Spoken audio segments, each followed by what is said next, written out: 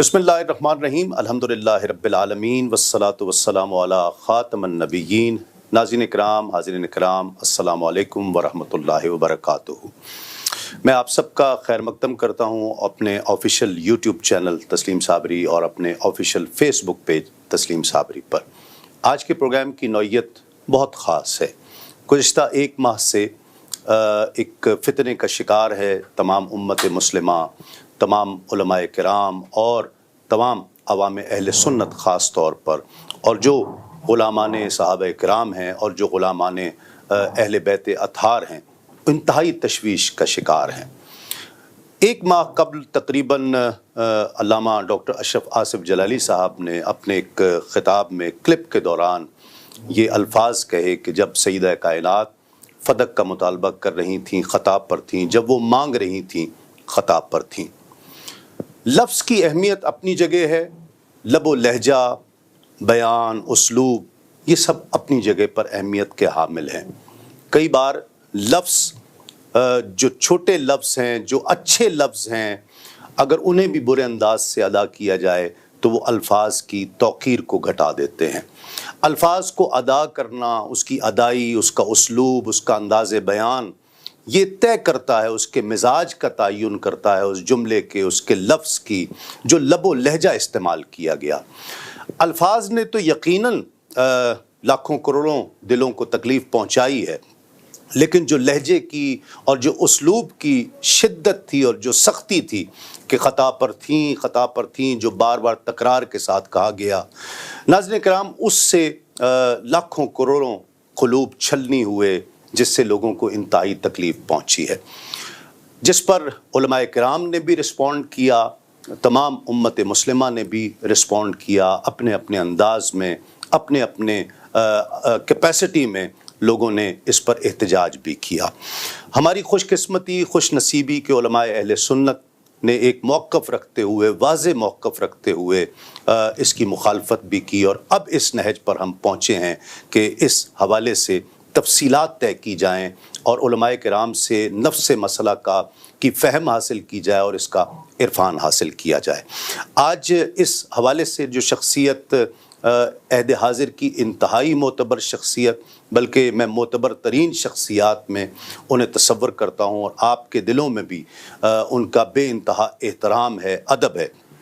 हमारी खुशकिस्मती है कि आज उनके साथ एक प्रोग्राम करने का इसी मौजू पर मौका मिल रहा है कि जिन्हें हुज्जतुल इस्लाम कहा जाता है, जो मनाज़िर इस्लाम हैं, और पिछली 4-5 दहाइयाँ जिनकी दीन की तरवीज में, आका अलैहिस्सलातु वस्सलाम की नामूस के दिफा में, सहाबा किराम की नामूस के दिफा में, अहले बैत अतहार की नामूस के दिफा में वक्फ नज़र आती हैं। आज अल्हम्दुलिल्लाह जो शख्सियत हमारे दरमियान तशरीफ़ फरमा है, हज़रत अल्लामा पीर सैयद इरफान शाह मशदी साहब, मैं आपको खुश आमदीद कहता हूँ। अस्सलाम वालेकुम हुज़ूर, बहुत शुक्रिया आपने वक्त दिया, आपकी बड़ी नवाजिश।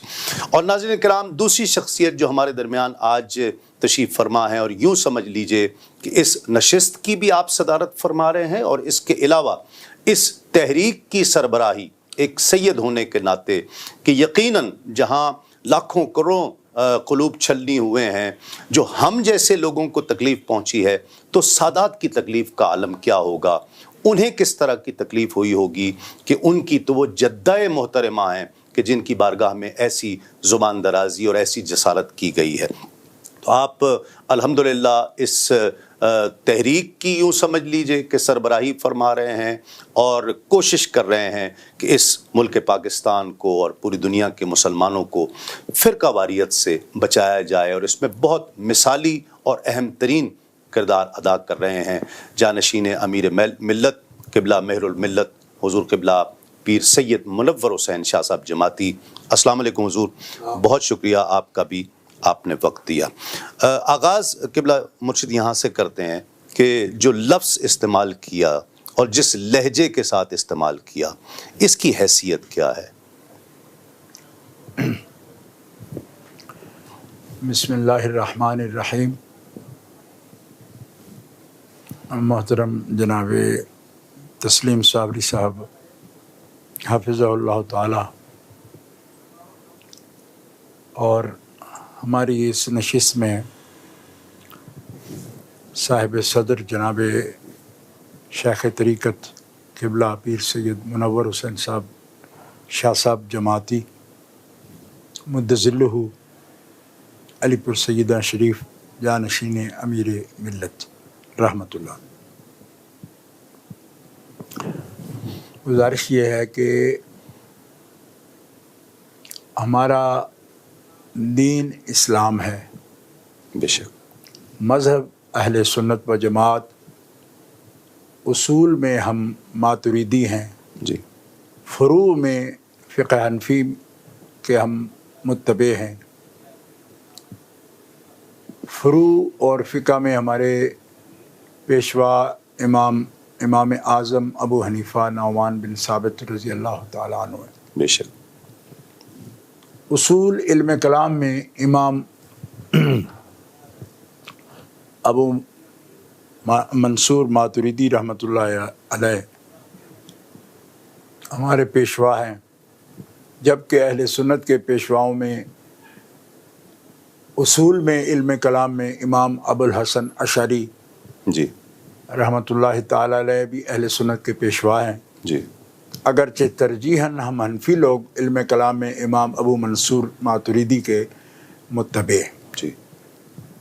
اس کے علاوہ جو چاروں فقہ کے بانی ہیں، مجتہد مطلق ہیں، امام شافعی، امام احمد بن حنبل، امام مالک بن انس، یہ اہل سنت کے امام ہیں. جی. فروع میں فرق کے باوجود اصول میں وہ ہم اور وہ عقائد میں ایک ہی. ٹھیک ہے. ہماری لب و لہجہ، اسلوب بیان اور اس کو طے کرنے میں ہمارے جو اصولیین ہیں جی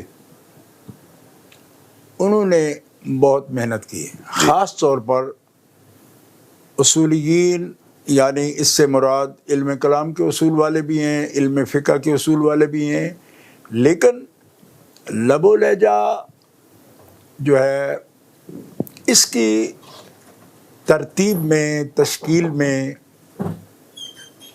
زیادہ کردار اصولیین سے بھی بڑھ کر جی صوفیاء کرام کا ہے. جی. مسئلہ یہ ہے کہ ہمارے جو اسلوب ہے بیان کا، لہجے کا اور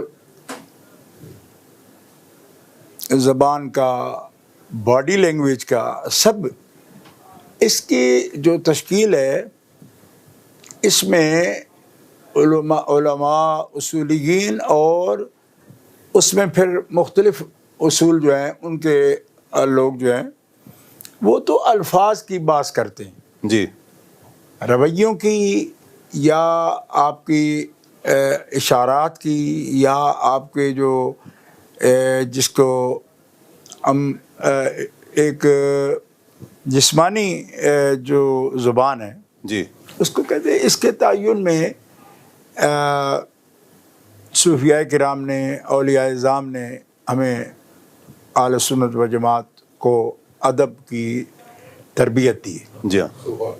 اس کے علاوہ ہماری آواز کا جو زیر و بم ہوتا ہے اور اس میں اتار چڑھاؤ ہوتا ہے، ادب جو ہے نا، قرآن پاک کا ادب یہ بھی ہے کہ بارگاہ نبوی کا ادب خود قرآن پاک نے بھی سکھایا. بے شک. آواز کیسی ہونی چاہیے؟ جی ہاں. آوازیں پست رکھو. آواز لا ترفعوا اصواتکم فوق صوت النبی. اور آگے جا کے یہ فرمایا کہ ان الذین ینادونک من وراء الحجرات اکثرهم لا یعقلون. اللہ اللہ. پھر یہ ہے کہ دنیا کی بڑی بڑی تہذیبیں ہیں، ان کے اپنے آداب ہیں. جی. لوگ زیادہ سے زیادہ یہ کرتے ہیں کہ گیٹ کو یا باب کو، دروازے کو اگر ناک کر لیا تو یہ معراج ہے. جی. کہ مطلب یہ کہ اذن طلب کر لیا، دروازہ ناک کر دیا. لیکن بارگاہ نبوی کا ادب جب سکھایا رب نے تو یہ کہا کہ لو انہم صبروا حتی تخرج الیہم لکان خیر لہم.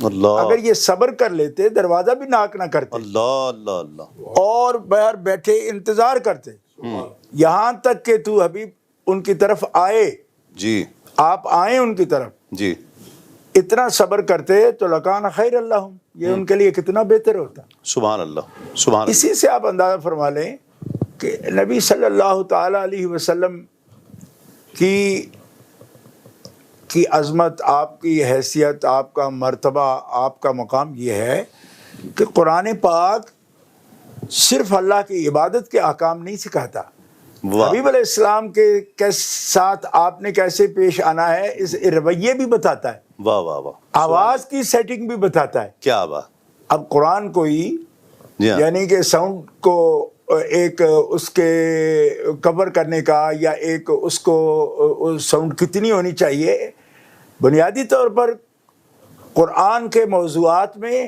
یہ بات کتنی اہمیت سے بیان ہو یہ صاحب نظر لوگ جانتے ہیں، جی ہاں لیکن بارگاہ نبوی کے آداب میں وہ اس قدر جو کنٹرول ہے، اور صحابہ کرام نے، اہل بیت اطہار نے یہ سب کر کے دکھایا۔ جی ہاں احادیث میں اسی لیے آتا ہے کہ جب وہ آپ کی محفل میں ہوتے تھے ایسا لگتا ہے جیسے ان کے سروں پر کوئی پرندے بیٹھے، اللہ اللہ اللہ ان آداب اللہ، کے ساتھ۔ جی ہاں اور چند خواص کے علاوہ آپ کی یعنی براہ راست چشمان مبارک سے آنکھیں ملا کے کوئی بات ہی نہیں کر سکتا تھا، جی ہاں اور اس میں کوئی ایک دنیا کے دربار کا منظر نہیں تھا، جی ہاں یعنی آداب تھے، جی ہاں اور یہی حدیبیہ کے مقام پر جو کچھ بیان کیا وہ بھی ہے۔ جی ہاں تو بہرحال یہاں اس میں تفصیل بہت ہو بھی گئی اور اس سے زیادہ ضرورت نہیں سمجھا میں، یہ ایک ایسے آیات ہیں، نصوص ہیں کہ جو ملت کی رہنمائی کرتے ہیں۔ ٹھیک، اچھا جو عرض کر رہا تھا اس میں جو جلالی صاحب کا جو انداز تھا اور جو لب و لہجہ تھا، جی لوگ کہتے ہیں جی ہمیں اس سے بھی لفظوں سے زیادہ اس لہجے کی بھی تکلیف ہوئی ہے، جس طرح آپ نے بھی فرمایا کہ ہمیں ادب سکھایا گیا ہے۔ ادب، بات یہ ہے کہ دیکھیں میرا بنیادی طور پر طریق یہ ہے کہ نظریے کو میں پرکھنے کا، جائزہ لینے کا، جانچنے کا میں حامی ہوں۔ ٹھیک ہے، شخصیات پر زیادہ بحث کرنے کو میں مفید نہیں سمجھتا کہ فلاں آدمی کا لہجہ یہ کیسا ہے، وہ کیسا بولا۔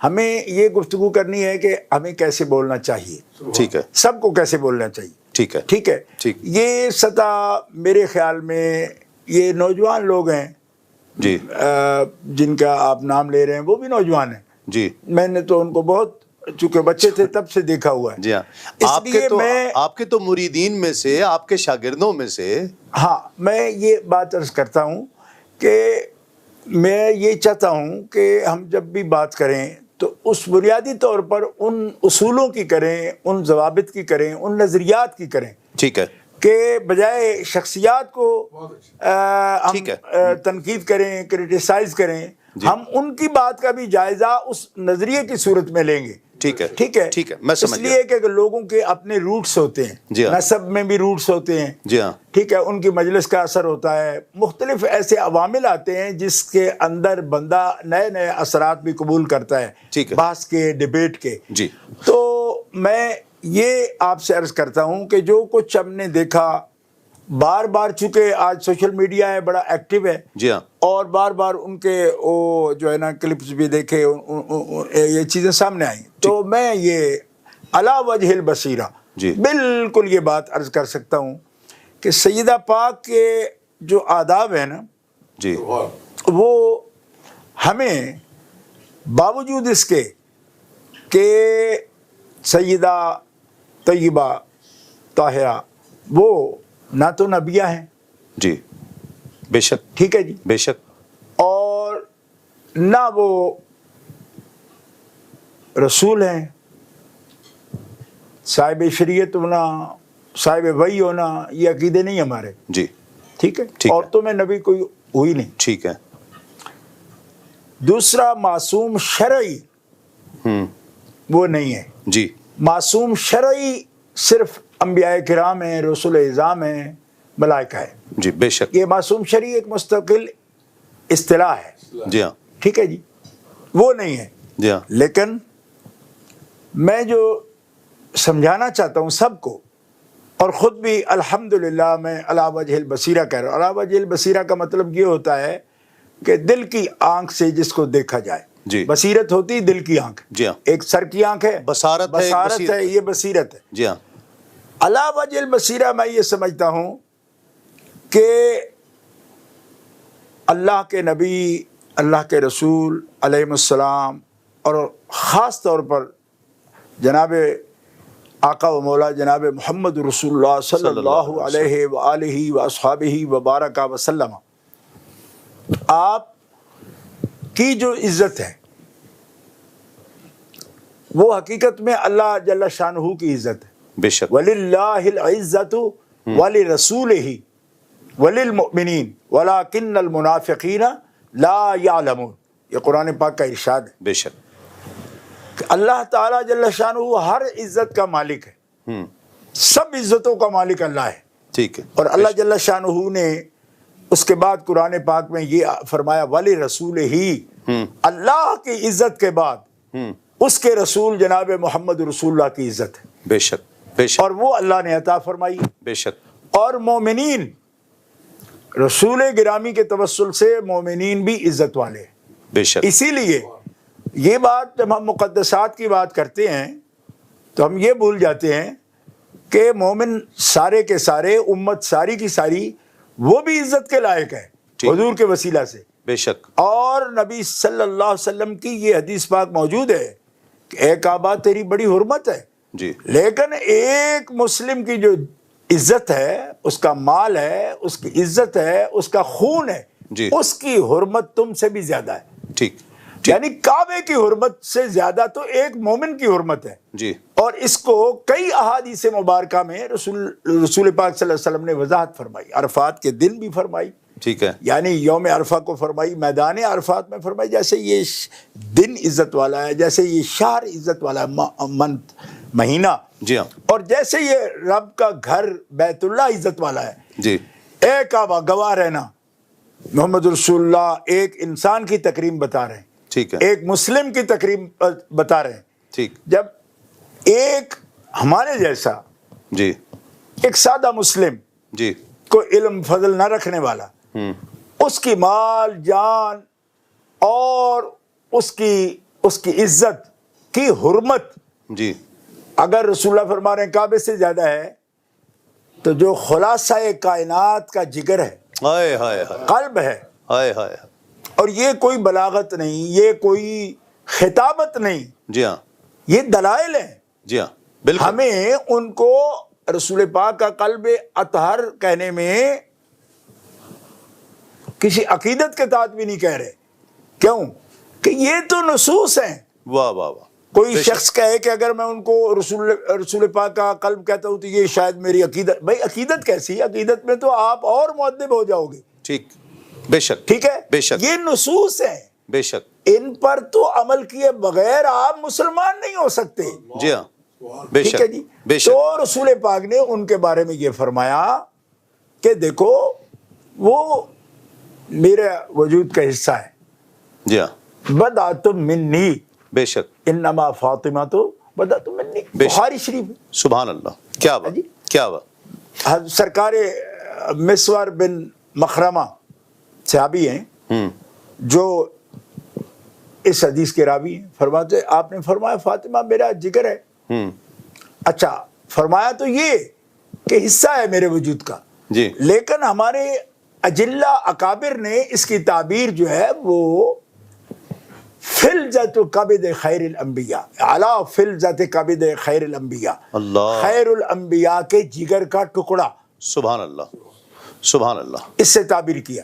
صحیح، اچھا، مسئلہ یہ ہے کہ جب یہ فرمایا رسول پاک صلی اللہ تعالی علیہ وسلم سے افصح اور ابلغ اور آپ سے عمدہ کلام کرنے والا دنیا میں بے شک، رب نے پیدا ہی نہیں فرمایا۔ بے شک، بے شک، آپ جو بات فرماتے ہیں، جس کے لیے بھی فرماتے ہیں، اس میں کسی قسم کا کوئی شک نہیں ہو سکتا، شک کا مقام نہیں، بے شک، بے شک، اور پھر سب کو ایک جیسے لفظ نہیں فرماتے، جی ہاں، جز کی بات کی ہے نا، جی ہاں، حضرت مولا علی کے لیے بھی کی، جامع ترمذی میں حدیث صحیح ہے، اٹھا کے دیکھیں. جی ہاں. یعنی علی منی وانا منہ، جی ہاں.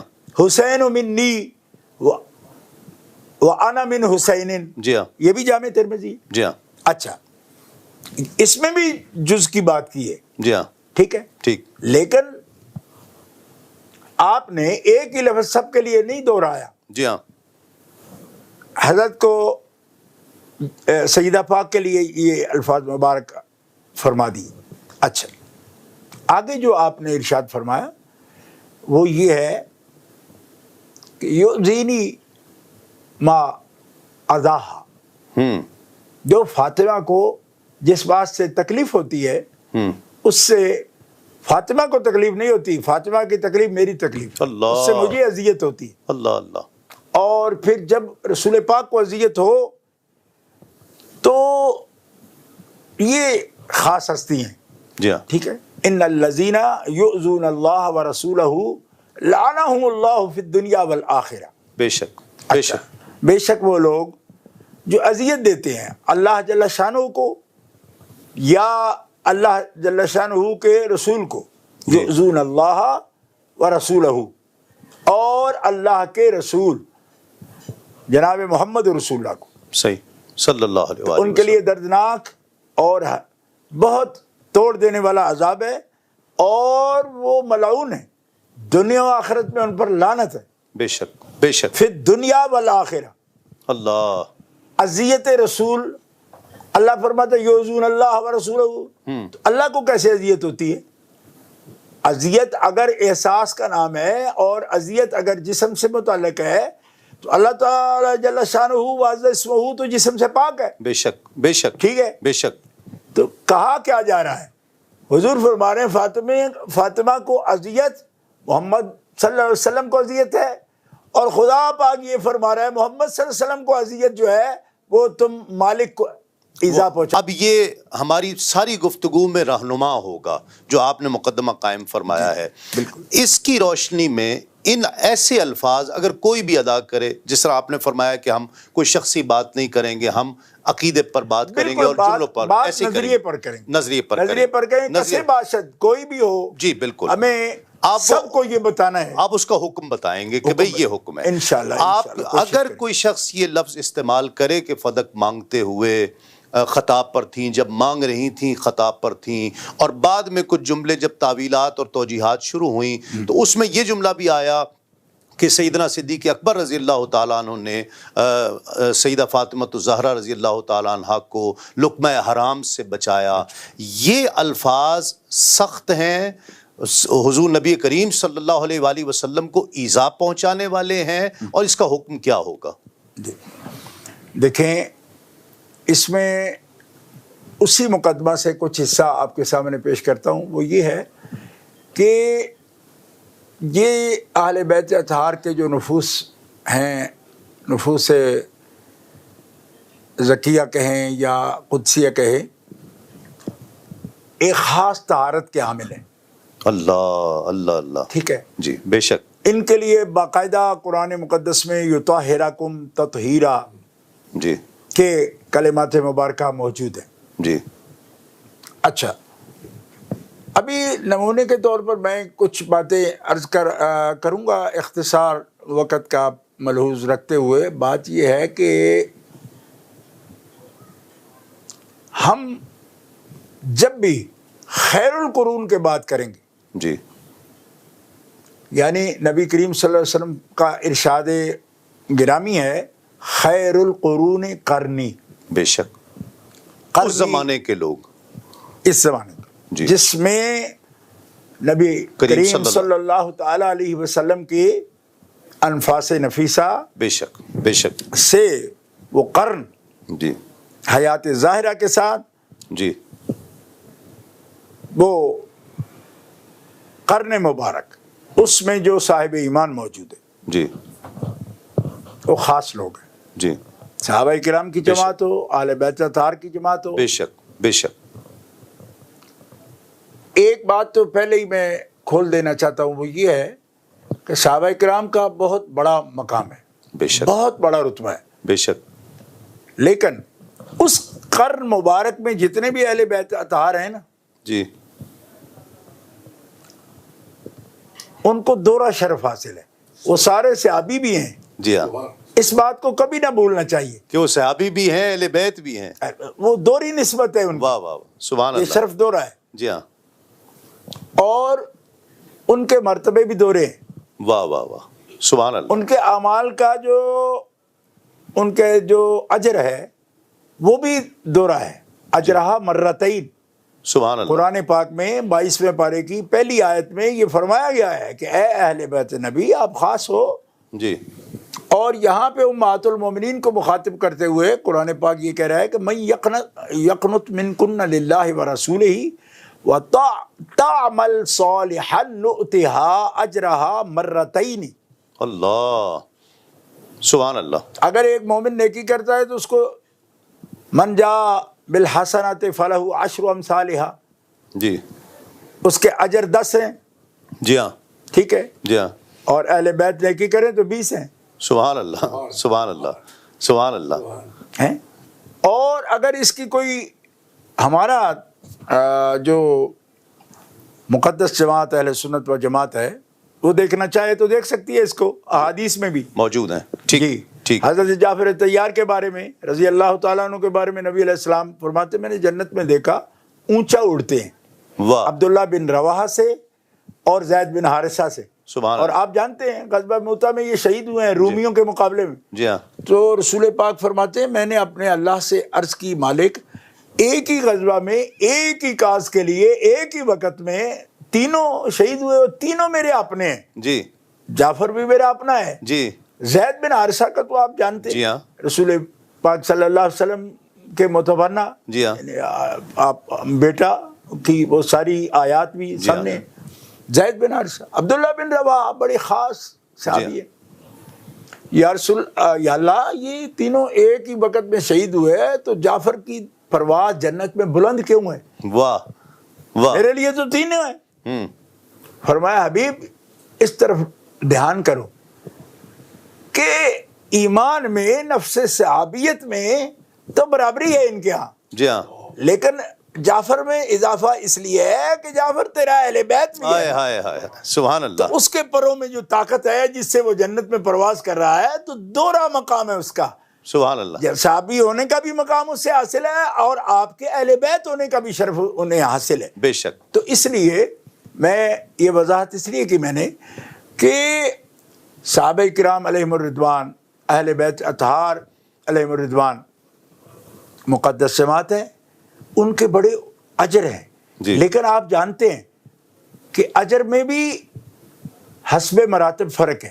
جی فتح مکہ سے جو پہلے لوگ ہیں جی ہاں، اولئک اعظم درجۃ من الذین انفقوا من بعد وقاتلوا وکلا وعد اللہ الحسنى. اللہ، بے اس شک میں کسی کو کلام نہیں ہے. بے شک. مجاہد صحابہ کے اور مقام ہے، جی ہاں، گھر میں بیٹھنے والوں کے اور مقام ہے. جی ہاں، ان کے درجات کا فرق ہے. قرآن کہتا ہے یہ برابر نہیں ہے. لا یستوی القاعدون من المؤمنین غیر اولی الضرر والمجاہدون فی سبیل اللہ باموالہم وانفسہم فضل اللہ المجاہدین باموالہم وانفسہم علی القاعدین درجہ وکلا وعد اللہ الحسنى. سبحان اللہ. تو یہ درجہ کا مراتب کا جو فرق ہے وہ قرآن پاک خود بیان فرما رہا ہے. ٹھیک سابقون الاولون کے درجے، ٹھیک. والسابقون السابقون اولئک هم المقربون. تو اس کو کوئی چیلنج نہیں کر سکتا. ٹھیک. یہ قرآن پاک. اب سیدہ کا مقام جو ہے صحابیت میں، سیدہ کا مقام اہل بیت ہونے میں، سیدہ کا مقام سارے اہل بیت میں سب سے محبوب ہونے میں رسول پاک کے. سبحان اللہ. ٹھیک ہے. سبحان اللہ. سیدہ کا مقام دین اسلام کے لیے، اللہ کے لیے ان کا مشکلات کا مقابلہ کرنا، رسول پاک صلی اللہ تعالی علیہ وسلم کے ساتھ ہر تکلیف میں. جی ہاں، بیت اللہ شریف کے صحن میں جب کسی نے آپ پر کچھ ایسی نامناسب چیز ڈالی جی تو اتارنے والی 5-6 سال کی بچی یہ خاتون جنت تو ہے. اللہ اللہ. 3 سال ابا جان کے ساتھ شیخ ابی طالب میں مکے والوں کو بائیکاٹ برداشت کرنے والی یہ سیدہ تو ہے. بے شک بے شک. اور بہنوں کو تلقین کرنے والی کہ اپنی بھوک اور اپنی پیاس کو رسول اللہ صلی اللہ علیہ وسلم کے سامنے ظاہر نہ ہونے دینا. اللہ، تو عمر میں چھوٹی ہو، بڑی بہنوں کو تلقین کرے. کیا بات، کیا بات، کیا مقام، کیا مقام. یعنی اگر کوئی یہ سمجھتا ہے کہ کوئی ایسی تکلیف بھی ہے جو دوسرے مسلمانوں تو برداشت کی، سیدہ نے نہیں کی. جی، ہم یہ بات میں عرض کرنا چاہتا ہوں اور سب کی خدمت میں عرض کرنا چاہتا ہوں، نوجوان علماء کو، بچوں کو، سب کو سمجھانا چاہتا ہوں کہ دیکھو، ہم بحیثیت سید کوئی جذباتی بات کر رہے ہوں اور جذباتی لگاؤ ہم رکھتے ہوں تو اس کا اظہار کرتے ہوں، وہ تو بات ہی بڑی بات کی ہے اور دور کی ہے. جی ہاں، ان کی خدمات ایسی ہیں کہ انکار کر کوئی نہیں سکتا. اس میں نہ کوئی اولاد ہونے والی بات ہے، نہ سید ہونے کی وجہ سے ہم یہ بات کر رہے ہیں. مجھے آپ بتائیں کہ یہ 3 سال جو بائیکاٹ کے ہیں، نہیں تو آپ کو کتنا عرصہ ہوا سب گھروں میں بیٹھے ہوئے، 2 مہینے 3 مہینے ہوئے ہیں، تو کیا حالات ہو رہے ہیں آپ کے؟ 3 سال کتنے ہوتے ہیں؟ شیب ابی طالب میں آپ کے ایک فون پر گھر میں ڈلیوری آ جاتی ہے. جی ہاں، پھر بھی آپ شکوہ کو نہ ہو کہ جناب یہ کیا ہے، بندشیں ہیں. جی ہاں، اور وہاں تو بائیکاٹ تھا، سوشل بائیکاٹ. سوشل بائیکاٹ میں اور عمر مبارک کیا ہے سیدہ کی. اور جن کو احساس ہو اللہ کے رسول کی تکلیف کا، کہ ان کو پریشانی، اپنا پریشان چہرہ دکھا کے ہمیں ان کو پریشان نہیں کرنا. صحیح، بے شک، بے شک. یہاں ارباب فکر و دانش کو اور دانش و بینش کو اور اصحاب علم کو میں یہ بتانا چاہتا ہوں کہ وہ سابقون الاولون میں بھی ہیں. جی ہاں، سابقون الاولون میں بھی ہیں، ہر قربانی میں شامل ہیں. تفہیم دین میں براہ راست رسول اللہ صلی اللہ علیہ وسلم سے اکتساب فرما رہی ہیں. جی ہاں، آپ کے سامنے تربیت پا رہی ہیں، آپ سے تعلیم پا رہی ہیں، اور آپ کی نگاہوں سے آپ فیض حاصل کر رہی ہیں. ان مراحل کو کبھی نہ بھولنا چاہیے. بے شک، بے شک. اور آپ کی خوشی، آپ کا غم اور آپ کی تکلیف، جو چیز آپ کو غصہ دلاتی ہے، جو شخص حضور کے وجہ سے آپ سے محبت کرتا ہے، جی، ان سب باتوں کی نسبت حضور نے اپنی طرف کی. اس سے عقیدت رکھنا، یہ مجھ سے عقیدت ہے. بے شک. اس کے خلاف ہونا میرے خلاف ہونا ہے، اس کو اذیت دینا مجھے اذیت دینا ہے. اب میں اس طرف آتا ہوں کہ جب یہ شان ہے تو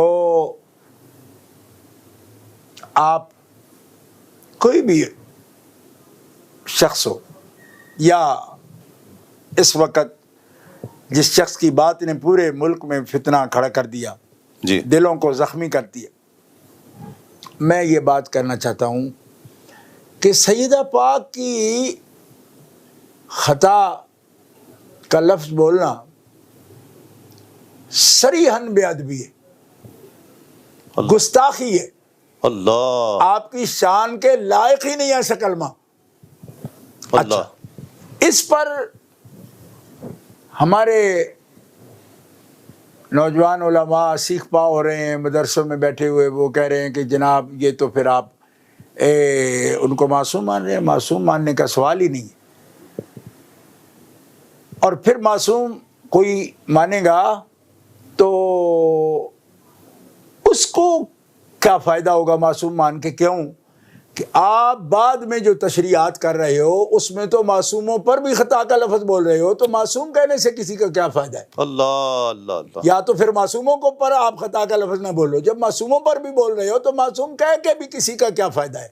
جی ہاں، اور اہل سنت و جماعت تو کہیں گی نہیں، صحیح. کیونکہ ان کو پتہ ہے کہ عصمت جو شرعی ہے نا، معصوم شرعی، یہ بات یاد رکھیں، معصوم شرعی جس کو بولتے ہیں وہ انبیاء کرام ہیں، رسول اعظام ہیں اور ملائکہ کرام ہیں. جی ہاں. ٹھیک ہے.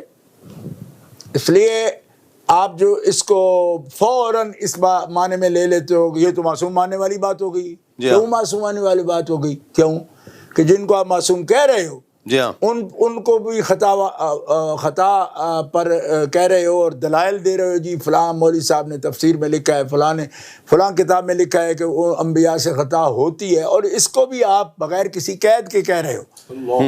جی ہاں. اور بغیر قید کے انبیاء کرام علیہ السلام یا رسول اعظام علیہ السلام کے بارے میں خطا کی بات کرنا بغیر قید کے. ایک شخص کہنے لگا قید تو اجتہادی کی لگا رہے ہیں کہ خطا اجتہادی لکھا ہے. او خدا کے بندے، خطا اجتہادی تو وہاں ہو سکتی ہے جہاں اجتہاد ہو. اللہ. تو کیا انبیاء کرام امور شریعت میں، احکام شریعت میں اجتہاد کرتے ہیں؟ یعنی کچھ ہوش سے بات کرو.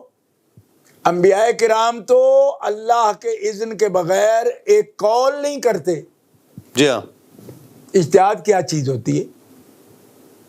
صحیح. اور یہ جو اجتہاد کے لفظ آپ دیکھ رہے ہو، اس میں غور کرو کہ یہ اجتہاد وہ اجتہاد نہیں ہے کہ جس کو قرآن، سنت، اجماع امت کے بعد چوتھے درجے میں قیاس میں جو اجتہاد آتا ہے مجتہد کا، جی وہ اجتہاد والا مطلب اصطلاحی اجتہاد وہ مراد نہیں لیا جاتا. اس میں جہد کے معنی میں آتا ہے کوشش. کیسے؟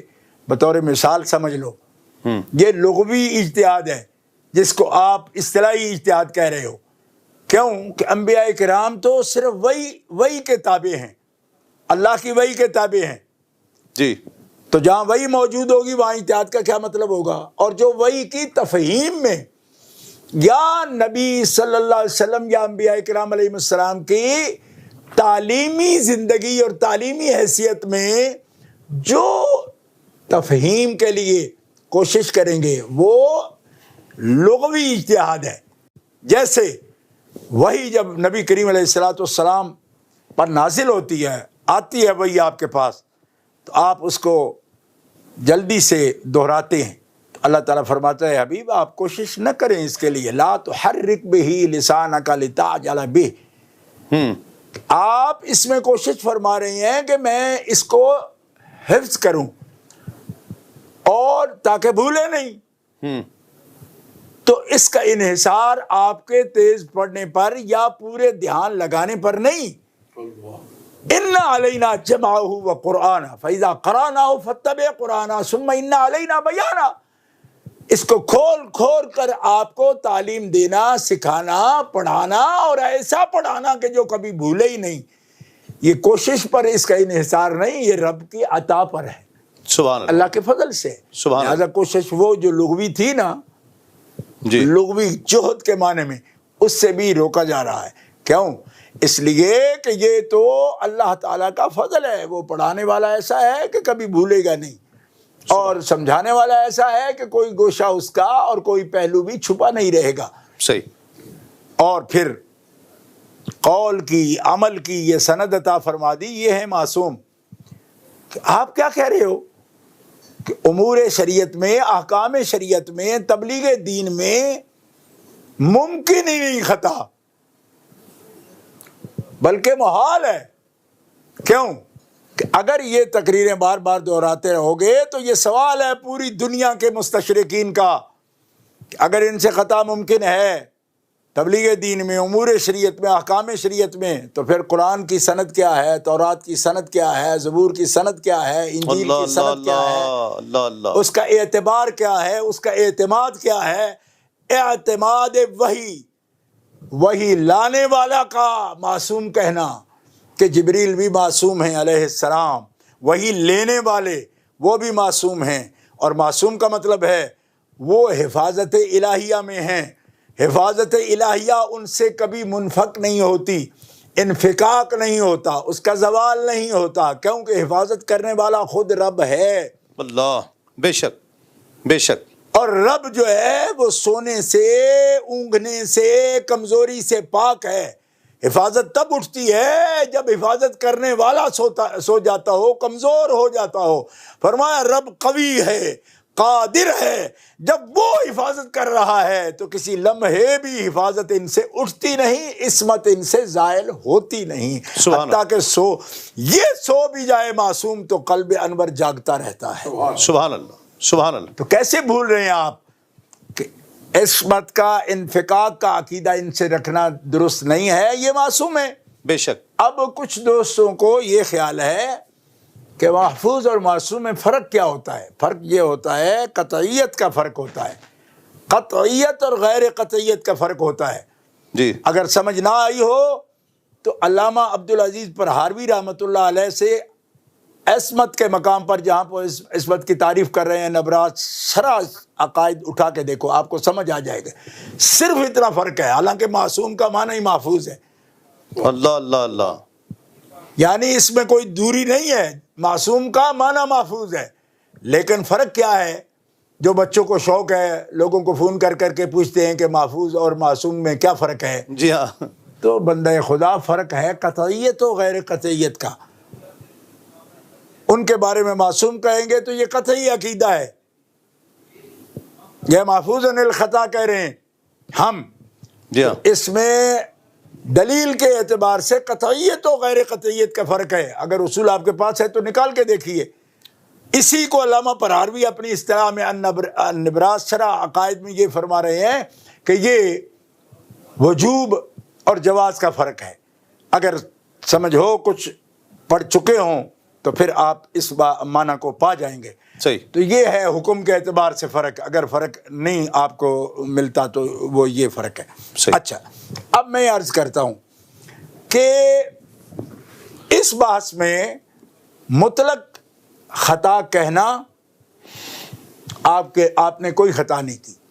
میں پھر آپ سے کہہ رہا ہوں، اسی لیے کہتا تھا کہ اس جو آپ سوشل میڈیا پر بیٹھ کر ڈھول پیٹ رہے ہو، اس کی ضرورت نہیں ہے. یہ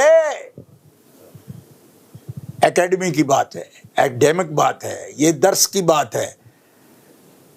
استاد کے سامنے بیٹھ کر بغیر مناظرہ مناقشہ کے یہ باتیں سمجھنے کی باتیں ہیں. یہاں آپ ایک صفحہ کوئی دیکھ لیا ہو، اس کو اتنا بھی انتظار نہیں کیا کہ پہلے سمجھ لیں پھر بیان کریں، اسی وقت آپ اڈیل ڈالتے ہو اس کو سوشل میڈیا پر.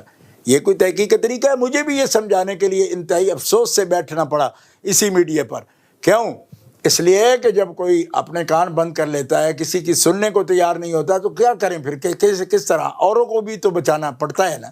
جی ہاں. پوری امت کا بھی تو حق ہے نا کہ وہ بات کو سمجھے. جی. تو کسی شوق میں ہم اور کسی ریٹنگ کے لیے نہیں بیٹھے. میں آپ سے کہہ رہا ہوں یہ ایک عمر تک شوق ہوتے ہیں، اور جب کوئی حقیقت کو پا جاتا ہے نا تو اس کو سب سمجھ آتی ہے. ان باتوں کی ضرورت نہیں رہتی. میں گزارش یہ کر رہا ہوں کہ خدا کے بندو ان باتوں کو سمجھو. بتائیے مانگنا خطا ہے؟ اللہ. ایک بیٹی باپ کے اگر ورثے سے کچھ مانگتی ہے تو اس کو خطا کون کہتا ہے؟ اللہ. ٹھیک ہے، ان کے احکام خاص ہیں. مثلا طور کلام کے طور پر میں آپ کو ایک بات سمجھاتا ہوں. دیکھو، قرآن کا حکم ہے نا، فَانكِحُوا مَا طَابَ لَكُم مِّنَ النِّسَاءِ مَثْنَىٰ وَثُلَاثَ وَرُبَاعَ فَإِنْ خِفْتُمْ أَلَّا تَعْدِلُوا فَوَاحِدَةً. سیدہ پاک کے سامنے جب ذکر ہوا عمر بن حشام کی بیٹی کے رشتے کا مولا علی شیر خدا کرم اللہ تعالی وجہ الکریم کے لیے، تو سیدہ نے محسوس فرمایا، اس پر آپ غصہ بھی فرمایا، اور رسول اللہ صلی اللہ علیہ وسلم یعنی اپنے ابا جان کے گھر میں چلی گئی اور جا کے بھی یہ بات کہی. اور یہی موقع ہے جب آپ نے حضرت مولا کائنات کو رسول اللہ کا ابن عم کہہ کے یہ بات آپ کے سامنے بیان فرمائی. اچھا، اب رسول پاک نے کیا فرمایا؟ فرمایا کہ قرآن کا حکم ہے مرد چاہے تو ایک وقت میں 4 بیویوں سے، عورتوں سے نکاح کر سکتا ہے. علی تم نہیں کر سکتے. اللہ اللہ. اب یہ قرآن کا حکم ہے. جی ہاں. نص ہے قرآن کریم کی کہ 4 کر سکتا ہے. رسول پاک فرما رہے نہیں کر سکتے تم. اور اس کی وجہ کیا ہے؟ وجہ ہے فاطمہ کی غیرت. اللہ اللہ اللہ. سبحان اللہ. اسے اچھا نہ لگا تو جس سے تم نکاح کرو گے اس کا کچھ نہیں بچے گا. اللہ. کیوں؟ اس لیے کہ فاطمہ اس بات پہ اگر غیرت کرتی ہیں جیسے کہ وہ برداشت نہیں کر رہی، تو میں کوئی کنسیشن بیٹی کے لیے نہیں کہہ رہا، میں ان بچیوں کو بچانے کے لیے کہہ رہا ہوں جن سے نکاح کی تمہیں اجازت ہے، کیونکہ یہ غیرت، اس کی غیرت ہو تو اس کا کوئی نتیجہ نکلے گا اور ان کے حق میں وہ مسئلہ صحیح نہیں رہے گا. یہ باقاعدہ روایات میں یہ بات موجود ہے. میں اس وقت چونکہ ایک پروگرام میں بیٹھا ہوں، جو بھی بچہ اس کو دیکھنا چاہے میں نہایت ہمدردی سے کہہ رہا ہوں. اچھا تو کیا سیدہ نہیں جانتی تھی اس بات کو؟ اپنی زندگی میں جانتی ہیں جی ہاں کہ آپ کے لیے بھی قرآن پاک کے حکم میں خاص کیا گیا آپ کو. جی ہاں. اچھا تو جو قرآن پاک کے حکم میں خاص کیا گیا آپ کو، اب اسی قرآن میں رسول پاک کا یا حدیث مبارکہ میں ذکر آ جائے گا کہ ان کا ترکہ یا ورثہ جو ہے نا وہ منتقل نہیں ہوتا. جی ہاں. تو ان کو دشواری نہیں اس بات کو قبول کرنے میں. وہ اپنی زندگی میں دیکھ چکی ہیں کہ حکم قرآنی کی موجودگی میں بھی ہم خاص ہیں، ہمارے حکم خاص ہیں. واہ واہ واہ. سبحان اللہ. سبحان. آپ کیوں اتنی دقت میں پڑ کے اور اتنی دور ازکار بات کو لا کے اور اس پر مصر ہو رہے ہیں؟ وہ جانتے ہیں ان سب باتوں کو. اچھا، اور اس کی مثالیں اور بھی موجود ہیں قرآن شریف میں، لیکن میں اس وقت جو ہے نا بات کو ایک اختصار کے پیش نظر عرض کر رہا ہوں. اچھا آپ کہہ رہے ہیں کہ وہ خطا پر تھی. کس بات میں خطا پر تھی؟ تعین کیجیے. خطا پر تھی، پھر آپ خطا پر جب 2 دن گزر گئے تو آپ کہہ رہے ہو بے خطا تھی. تو خود ہی بتائیے جب خطا پر تھی پھر بے خطا کیوں کہہ رہے ہو؟ اچھا تیسرے نمبر پر آپ یہ کہہ رہے ہو کہ خطا اجتہادی پر تھی. اچھا، اور اس پر آپ دکھا رہے ہو جی کہ علامہ فلاں بزرگ ہمارے اسی دور میں چند سال پہلے وصال جنہوں نے فرمایا انہوں نے یہ لکھا، فلاں بزرگ نے لکھا. کوئی 9ویں صدی بزرگ کا حوالہ ابھی مجھے ایک دوست میرے بھائی ہیں وہ مجھے بتا رہے تھے کہ یہ تو فلاں نے بھی لکھا فلاں. ایک بات تو آپ سب لوگ سمجھ لو، اور میرے بہت محبت والے نوجوان جو ہیں ان کو بھی مخاطب کر رہا ہوں. ابھی کچھ لوگ تو دوست دشمن کی تمیز ہی بھول گئے ہیں. جی ہاں. لیکن میں ان سے مخاطب ہوں جو ابھی نہیں بھولے. بہت اچھا. ان سے یہ کہتا ہوں کہ بندگان خدا دیکھو کہ خطائے اجتہادی، امکان کی بات، یہ ساری باتیں آپ کو کچھ ہوش ہے کہ آپ کس کی وکالت کر رہے ہو؟ اللہ اللہ اللہ. آپ کو معلوم ہی نہیں. اللہ. اور میرے لیے اس کا احساس ہونا بڑا تکلیف دہ تھا. ہمارے پنجاب میں کہتے ہیں اور تینوں گلیا سی لال خریدنے نو تے در بیٹھے ہنگ جوین. اللہ. اللہ کے بندو، یہ موقف کہ خطا اجتہادی ہے، یہ سپورٹ کس کو کرتا ہے؟ کچھ سمجھ ہے آپ کو؟ آپ کہہ رہے ہو جی فلاں تو رافضیوں کے ساتھ بیٹھ گیا، فلاں کے ساتھ بیٹھ گیا. آپ جو کر رہے ہو یہ آپ وکالت ہی رافضیوں کی کر رہے ہو. اللہ اللہ اللہ. اور سن لو مجھ سے، میں جذبات میں نہیں کہہ رہا. سیدہ کا اجتہاد ثابت کرنا اور قول کرنا، پھر اس کو خطا اجتہادی سے تعبیر کر دینا جیسے کہ آپ کر رہے ہو، اس کا سب سے زیادہ فائدہ رافضیوں کو ہے. کیوں؟ کہ پھر وہ کہہ سکتے ہیں نا کہ مجتہدہ تو وہ تھی نا، پھر خطا پر تو تم کہہ رہے ہو نا. اس کا مطلب ہے جو بھی مجتہد کے قول پر عمل کرتا ہے اس کو بھی تو پھر ایک اجر ملتا ہے نا، اگرچہ وہ مجتہد مختی بھی ہو تب. اہل سنت کے اصول کے مطابق. اللہ اللہ. اس کا مطلب ہوا کہ شیعہ اگر بقول تمہارے سیدہ کے خطا کی بات کر کے جو اجتہاد مان رہے ہو، اس کو ہی قول اگر مختار مانا جائے. ان دوستوں سے بھی کہتا ہوں جنہوں نے ابھی ابھی ٹیلی فون پر مجھ سے یہ اس کی بات پوچھی ہے، وہ بھی سن لیں اس کو غور سے، کہ اگر اجتہاد مانا جائے نا، خطا تو بعد کی بات ہے، صرف اجتہاد مان لیا جائے تو بھی ان کے اجتہاد کو جو فالو کر رہے ہیں، اس کے متبع ہیں، ان کے مقلد ہیں. اس ایک بات میں تو آپ پھر ان کو برا نہیں نہ کہہ سکتے. انہوں نے جو عقیدہ بنایا وہ بھی تو کسی کے اجتہاد پر بنایا ہے نا. جی شاید کہ اتر جائے تیرے دل میں میری بات. نوٹ کر میں کیا کہہ رہا ہوں اور ہم کیا کہتے ہیں. میں کیا کہہ رہا ہوں، آپ اس کی دلیلیں لا رہے ہو، جی فلاں نے خدائی اجتہادی، فلاں نے اجتہادی. وہ اقوال نہیں دیکھے جاتے، مختار مذہب دیکھا جاتا ہے. آپ کو خود نہیں پتا؟ اقوال تو سینکڑوں مل جاتے ہیں ایک ایک مسئلے پر. بخاری شریف اٹھا کے دیکھو، اقوال ملے ہیں. یہ جناب فلاں محدث کہہ رہے ہیں حضور تو جسمانی معراج ہی نہیں ہوئی، بڑی بڑی ہستیاں کہہ رہی ہیں.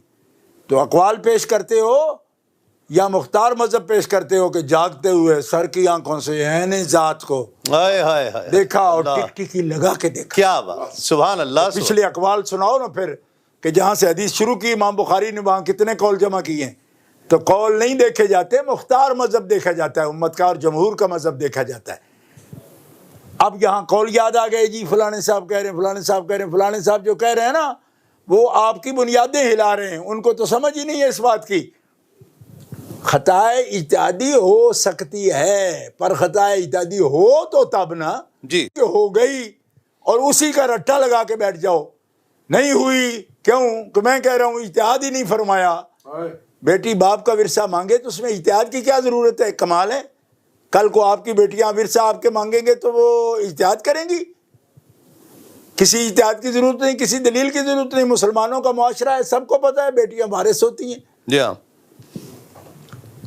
بندگان خدا، اب آپ کہہ سکتے ہو نہیں جی وہ تو خاص بات تھی، چونکہ حدیث پاک ہے جو سیدنا ابو بکر صدیق رضی اللہ تعالیٰ نے پیش کی. تو جب تک پیش نہیں ہوئی تب تک کیسے خطا پر کہہ رہے ان کو؟ اللہ. اور پیش ہو گئی تو اس پر ایک کمنٹ بی بی پاک کا دکھاؤ. جی ہاں. واہ واہ واہ، سبحان. اور میں تمہیں یہ دکھاؤں گا کہ اس روایت جس پر تم بول رہے ہو اس میں لم تکلم کا لفظ ہے، پھر بات ہی نہیں کی. جی ہاں. بات نہ کرنا ان کی خطا ہے. اللہ. کس کو خطا کہہ رہے ہو؟ ہم کہہ سکتے ہیں، ہم کہہ سکتے ہیں. او خدا، زبان ساتھ ہے تو سب کچھ کہہ سکتے ہو. اللہ. ایسے نہیں ہوتا. اور پھر ایک بات بتاؤں آپ کو، آپ تو بڑی بڑی کتابوں کے حوالے دے رہے ہو سارے دوست. میں آپ کو یہ بات بتانا چاہتا ہوں کہ شیخ سعدی کی گلستان ہی پڑھ لو. اذا یائس الانسان طال لسانہ، جب انسان سے بات نہ بنے نا، مایوس ہو جائے تو اس کی زبان لٹک جاتی ہے، لمبی ہو جاتی ہے. یہ ہے کیفیت تم لوگوں کی. اللہ. اور پھر بنتے ہو کہ ہم بڑی دلیلیں دے رہے ہیں. دلیلیں کیا ہیں؟ خطا بتاؤ نا، کیا خطا ہے؟ خطا مطلق کا تم نے لفظ بولا، پھر خود بے خطا کہنے لگے دوسرے دن. تیسرے دن تم خطا اجتہادی پر آئے اور پھر اس پر کیا نمونے تم دکھا رہے ہو. یہ کہتے ہو جی خطائے اجتہادی تو انبیاء سے بھی ہوتی ہے، مطلق کہہ دیتے ہو. امور شریعت، احکام شریعت تبلیغ دین میں نہیں ہوتی، ناممکن ہے، محال ہے. یہ کہے بغیر کہہ رہے ہو کہ ان سے خطا اجتہادی ہوتی ہے. میں کہتا ہوں وہ اجتہاد کرتے نہیں، صرف تعلیم میں اجتہاد کرتے ہیں، اور وہ بھی اجتہاد لغوی. ٹھیک ہے. نبوت کی دو کیفیات بتا رہا ہوں، ایک تعلیمی کیفیت ہے اور ایک تبلیغی کیفیت. تبلیغی کیفیت میں تو خطا ممکن ہی نہیں ہے، اور تعلیمی کیفیت میں جس کو خطا باری تعالیٰ فرما دے، عصا بھی فرما دے، غوا بھی فرما دے، ازلہ بھی فرما دے. تو کبھی غور کیا جس کے لیے حوالہ آپ نعیم الدین صاحب مراد آبادی رحمۃ اللہ علیہ کے پیش کر رہے ہو، وہاں آدم علیہ السلام کی امت موجود تھی، آدم علیہ السلام تبلیغ کر رہے تھے. وہ جب خلیفہ زمین میں بنائے گئے، بات جنت کی ہو رہی ہے. سبحان اللہ. کچھ اپنا دماغ بھی ہلاؤ نا اس کو. کوئی اس سے تو وہ تعلیمی دور ہے. نبوت کے تعلیمی دور اور نبوت جب معلم بن کے آتی ہے، مبلغ بن کے آتی ہے، خطا ممکن ہی نہیں ہوتی۔ اللہ، اور اگر خطا ان سے ہو امور شریعت میں، احکام شریعت میں، تبلیغ دین میں، تو پھر جو تم عقیدہ بیان کر رہے ہو نا، یہ اچھرے والوں کا عقیدہ ہے، ذیل دار پارک والوں کا، یہ بھی کوئی نئی بات نہیں کہہ رہے ہو۔ اس کے ڈانڈے بھی جا کے جڑتے ہیں ابن تیمیہ کی تحریک سے، یہ بھی کوئی نئی بات تحقیق نہیں تم پیش کر رہے ہو، ہم جانتے ہیں اور ان کو اچھی طرح پہچانتے ہیں اللہ اللہ اللہ، کہ اس نقاب کے اندر کون چھپا بیٹھا ہے۔ ہم ایسی باتوں کی نسبت نہیں کرتے، اور تم لوگوں پر زوال عقلی کا حالت یہ ہے کہ 100 سال میں ہمارے اکابر یہ بتاتے رہے کہ لفظ کے باوجود معنی میں ادب کیسے کرنا ہے۔ آج تم گنجائشیں نکال رہے ہو جی خطا بولنا ٹھیک ہے، اور خطا کا لفظ انبیاء پر جو ہے 2 معنوں میں نہیں بول سکتے، ایک اور جو ہے نا صاحب بولے کہ 9 معنی میں بول سکتے ہیں۔ میں نے کہا اللہ یستہزئ کا ترجمے پر جو محاسن آج تک چھاپتے رہے ہو کس بات کے؟ مکروا مکر اللہ یخادعون اللہ پر جو محاسن چھاپتے رہے ہو وہ کس بات کے؟ علماء نے زندگیاں لگا دی، مولانا پیر محمد چشتی رحمۃ اللہ تعالی علیہ نے کنز الایمان پر جو تجزیہ لکھا ہے، اللہ اکبر، عجیب، انہوں نے ایک دبستان کھولا، تو وہ باتیں کدھر گئیں؟ جی ہاں، تو پھر سیدھے پھر ترجمے کرو مغفرت ذنب کے، پھر دقتیں تمہیں کس بات کی ہیں؟ تو سنو، کہتے ہیں جی یہاں امکان موجود بھی ہو تو وقوع اس کا ہو تو بولو نا، بغیر وقوع کے امکان کیسے بولیا؟ خطا اجتہادی وہاں بولی ہے، وہاں تو لغوی اجتہاد مراد ہے، جی ہاں، تعلیمی زندگی کی بات ہے، اور پھر واقعہ ہوا کیا جس کا قرآن میں ذکر ہے، ٹھیک ہے، جس تفہیم میں جس درجے میں ہوئی وہ بھی ذکر ہے، ٹھیک ہے، یہاں کیا ہوئی؟ مطلب ایک بیٹی باپ کے ورثے کا سوال کرے تو یہ سوال کو آپ پہلے تو کہہ دیا جناب کہ یہ مطلق خطا ہے، استغفر، 2 دن بعد کہہ دیا کہ بے خطا ہے، پھر کہہ دیا یہ خطا اجتہادی ہے، وہ تو انبیاء سے بھی ہوتی ہے، اور ایک اور ہیں بزرگ ان کو بھی آپ نے ملوث کر لیا۔ کیا؟ وہ کہتے جی پہلی تو غلطی انہوں نے کی کہ معصوم ہے، انبیاء کرام علیہ السلام معصوم ہیں، اور اس کا مطلب یہ ہے کہ ان میں قوت ہی نہیں ہوتی۔ یہ کس نے لکھا؟ اللہ، شرح عقائدی رکھو ان کے سامنے، خیالی رکھو حاشیہ ان کے سامنے، نبراس رکھو ان کے سامنے، ٹھیک ہے۔ اب تم لوگ جو ہے نا جو مرضی ہے لقب لکھ لو، عصمت کا معنی کیا ہے؟ کہتے ہیں یہ ملکہ ہے معاصی سے اجتناب کا، اور تمکن کے باوجود وہ معاصی سے اجتناب کرتے ہیں، یہ ہے علامہ خیالی کی عبارت، شرح عقائد۔ اب خدا کے بندے کیا تم پیش کر رہے ہو؟ ان کو ملوث کر لیا اس بات میں، بنیادی تعریفات ہی نہیں آتی، اور اتنے بڑے بزرگوں کو وہ بدنام کر رہے ہیں کہ ان کے ہم شاگرد ہیں اور فلاں فلاں کے ہم استاد ہیں۔ او بنو استاد یار، لیکن کوئی استادوں والی بات بھی تو کرو۔ ہم کب انکار کسی کا کرتے ہیں؟ آپ کو جب ایک ارذل العمر کو بندہ پہنچ گیا، اب ان کو ایسی باتوں میں الجھا رہے ہو جہاں جوانوں کے سر پھرے ہوئے ہیں، بوڑھے وہاں کیا آ کر وہ بنیادی تعریفات کو ہی ذہن میں نہیں لا سکتے۔ اب دوسرا وہ بتا رہے ہیں جی انبیاء سے خطا ہوتی ہے بغیر قید کے، یعنی امور شریعت میں بھی ہو جاتی ہے، احکام شریعت میں بھی ہو جاتی ہے، تبلیغ دین میں بھی ہو جاتی ہے، تو پھر دین کو امان کہاں ملے گی؟ لوگ اعتماد کیا کریں گے؟ قطعیت کیسے حاصل ہوگی اگر وہاں ان سے خطا محال نہ ہو؟ تو اس لیے ایسی بات نہیں کرتے۔ پھر دوسری سنو، کہتے جی خطا اجتہادی نہیں بولی جا سکتی، یہ بولی جا سکتی، نسبت کرنے کا سوال ہی نہیں، سوال یہ ہے کہ یہ بولنے کا مقام کیا ہے؟ اللہ، کون سا اجتہاد انہوں نے کیا؟ کون سا اجتہاد کیا؟ وہ تو نص آئی سامنے، ٹھیک ہے، آپ نے کلام ہی نہیں فرمایا۔ اچھا ایک بات اور میں وضاحت کرنا چاہتا ہوں اپنے عزیزوں سے، جو عزیز بنتے ہیں اور جن کو اب اپنے بڑوں سے بھی بو آتی ہو نا، پاس بیٹھ کے سمجھنے کو تیار نہ ہوں، وہ بھی سمجھ لیں۔ کیوں؟ سید ہونے کے ناطے ہم کو روک نہیں رکھتے معرفت پر، جو آئے لے لے، ہم تو مائل بکرم ہیں، کوئی سائل ہی نہیں۔ اللہ اللہ اللہ، اللہ. خطا اجتہادی کا لفظ یوں نہیں بولا جا سکتا. اس واسطے یہ نہیں کہ امکان کے باوجود خطا نہ بولیں، یہ تو انبیاء کی معاذ اللہ اہانت ہو رہی ہے کہ ان پر بولا جا سکتا ہے. وہ ان پر بھی اس طریقے سے جو بول رہے ہیں تم ہی بول رہے ہو. ہمارے سامنے جو بولے گا نا تو سید پوچھے گا کہ کیسے بول رہا ہے وہ. اللہ. ہاں اللہ. تم یہ کہہ رہے ہو کہ جناب یہ تو پھر انبیاء سے بھی بڑھانے والی بات ہو جائے گی کہ ان پر یہ نہیں بولے. بھائی بولا جا سکتا تب بولو نا کہ جب وہ اجتہاد بھی ہوا ہو، پھر خطا بھی ہوئی ہو. جی. آپ نے اجتہاد کیا، یہ تمہارا ذہن ہے نا، اجتہاد کیا،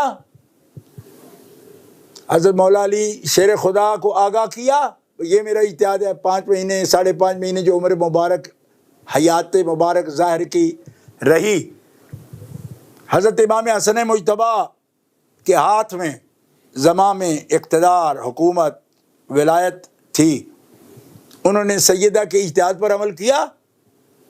اور یہ جو حوالے لگا رہے ہو نا آپ، کل کے پرسوں کے 10 سال کے، ان بزرگوں کے کوئی 10ویں صدی کا بھی بے شک لاؤ، یہ خیر قرون کی بات ہے. جب بھی پالا پڑے گا نا تو حوالہ خیر قرون سے دینا ہوگا، خیر القرون کرنی سے دینا ہوگا. ابو بکر صدیق کا لفظ دکھاؤ کہ خطا پر تھی، حضرت عمر کا بتاؤ، حضرت عثمان کا بتاؤ، حضرت ابو عبیدہ کا بتاؤ، حضرت عبد الرحمن بن عوف کا بتاؤ.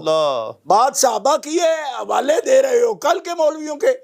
اللہ. تم کو پتہ ہی نہیں ہے جو اس وقت موجود ہیں، سامنے موجود ہیں. تو 10 صدیوں میں اگر کسی نے کوئی جرت ہی نہیں کی بولنے کی تو کس برتے پر بول رہے ہو؟ اور پھر کہتے ہو جی وہ بولا جا سکتا ہے، اور میں تو شیعہ کے جواب میں بول رہا ہوں. اس سے بہتر ڈیفینڈ کر کے دکھاؤ. اللہ، یہ بات عرض کرنا چاہتا ہوں کہ مثلا وہ کہہ رہے ہیں کہ میں تو جناب شیعہ کے جواب میں خاص ایک ماحول میں نے کہا خدا کے بندے ماحول ہی تو سمجھے نہیں ہو. اس ماحول میں ساری توجہ اگر خاندان نبوت کے ادب پر ہوتی نا، اللہ اکبر، یہ لغزشیں، یہ ٹھوکریں نہ ہوتی. اللہ.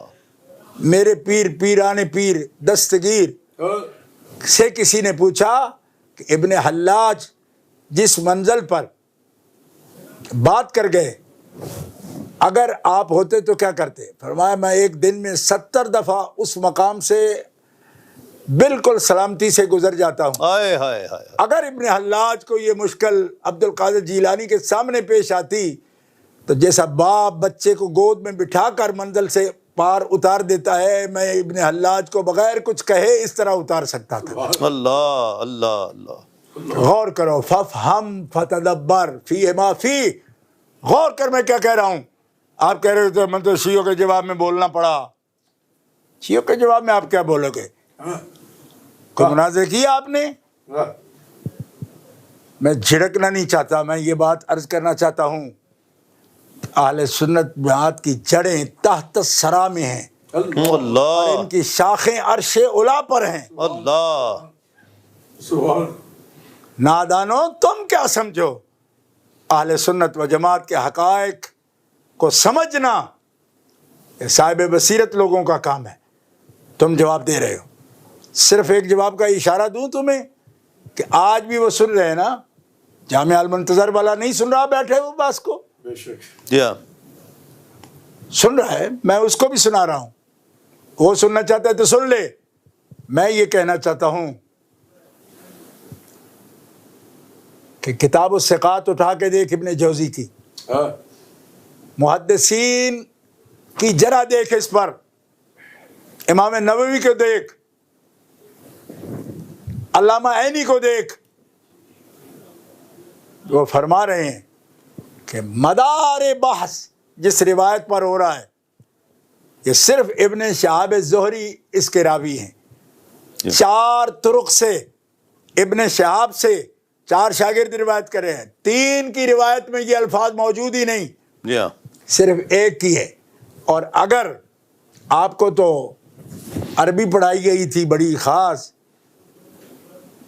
اگر دیکھنے کا وقت نہیں، بیان زیادہ کرنے کا شوق آ گیا ہے تو کسی کو کہہ کے شیخ الاسلام والمسلمین حضرت خواجہ محمد قمر الدین سیالوی رحمۃ اللہ تعالی علیہ رحمتاً واسعہ کی کتاب مذہب شیعہ منگوا کے اس کے صفحہ نمبر 24 پر اس پر ذرا دیکھ، تمہیں سمجھ آ جائے گی کہ جواب کیسے دیا جاتا ہے. اللہ اللہ. آپ فرما رہے ہیں کہ یہ ساری بات جو صرف ایک طریقے سے آئی ہے، ابن شہاب کے 4 طرق میں سے ایک طریقے پر جو آئی ہے یہ بات، اس کے لیے ابن جوزی کی کتاب دیکھ، اس کے اندر لکھا ہے خود اس راوی کا بیان، کیونکہ مدار ہے وہاں. منتہا کون ہے اس سند میں؟ منتہا ابی العینہ ہے اور جاہز ہے، 2 راوی، دونوں راوی متروک ہیں. دونوں راوی متروک ہیں، جاہز بھی اور ابی العینہ بھی. یہ ابن جوزی کا باب دیکھ، اور دونوں اس بات کا اقرار کر رہے ہیں کہ یہ حدیث ہم نے گھڑی ہے. اللہ. سیدہ نے جا کے مانگا ہی نہیں، اللہ. اور اس پہ غضب فرمایا ہی نہیں، حجران کا مطلب ہی کوئی نہیں. اللہ. جواب تم کیا دے گو؟ غیروں سے کہا تم نے، غیروں سے سنا تم نے کچھ ہم سے کہا ہوتا، کچھ ہم سے سنا ہوتا. سید جلال شاہ کے بیٹے نے کس دن مسئلہ بتانے کی ٹیوشنیں مانگی ہیں. اے شمع تجھ پہ رات یہ بھاری ہے، جس طرح ہم نے تمام عمر گزاری ہے اس طرح. کب کچھ مانگا کسی سے اولاد رسول نے؟ اس لیے کہ نہ رسول اجر مانگتا ہے، نہ اولاد رسول اجر مانگتی ہے. کس سے سیکھا آپ نے کہ آپ شیعوں کے جواب میں ایسی بات کہہ سکتے ہو؟ شیعوں کے لیے 10 جواب ہے میرے پاس. لاؤ جس شیعہ کو لاتے ہو میدان میں، تم بیٹھ کر دیکھ رہنا.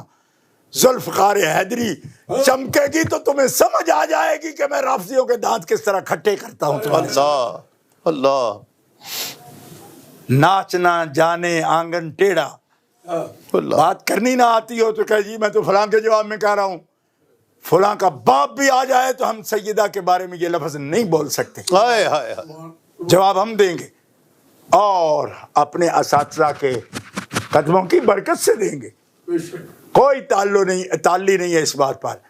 ہاں کہتے ہیں جی وہ تو ان کو غاصب کہتے ہیں، ظالم کہتے ہیں. تمہیں کیا معلوم ہے کہ شرح ناج البلاغہ ابن ابی الحدید میں اگر میں اپنے جد پاک امام سیدنا امام جعفر صادق کا یہ قول تیرے سامنے پیش کر دوں، شرح ناج البلاغہ ابن ابی الحدید میں پوچھا کیا اس بارے میں صدیق ظالم اور غاصب تھے؟ امام جعفر صادق فرماتے ہیں نہ وہ ظالم تھے، نہ وہ غاصب تھے، وہ امام عادل تھے. بے شک اس مسئلے میں بھی انہوں نے کوئی ظلم نہیں کیا. تو ظالم ان کو بننے سے بچانے کے لیے اپنی گھڑنت بناتا ہے.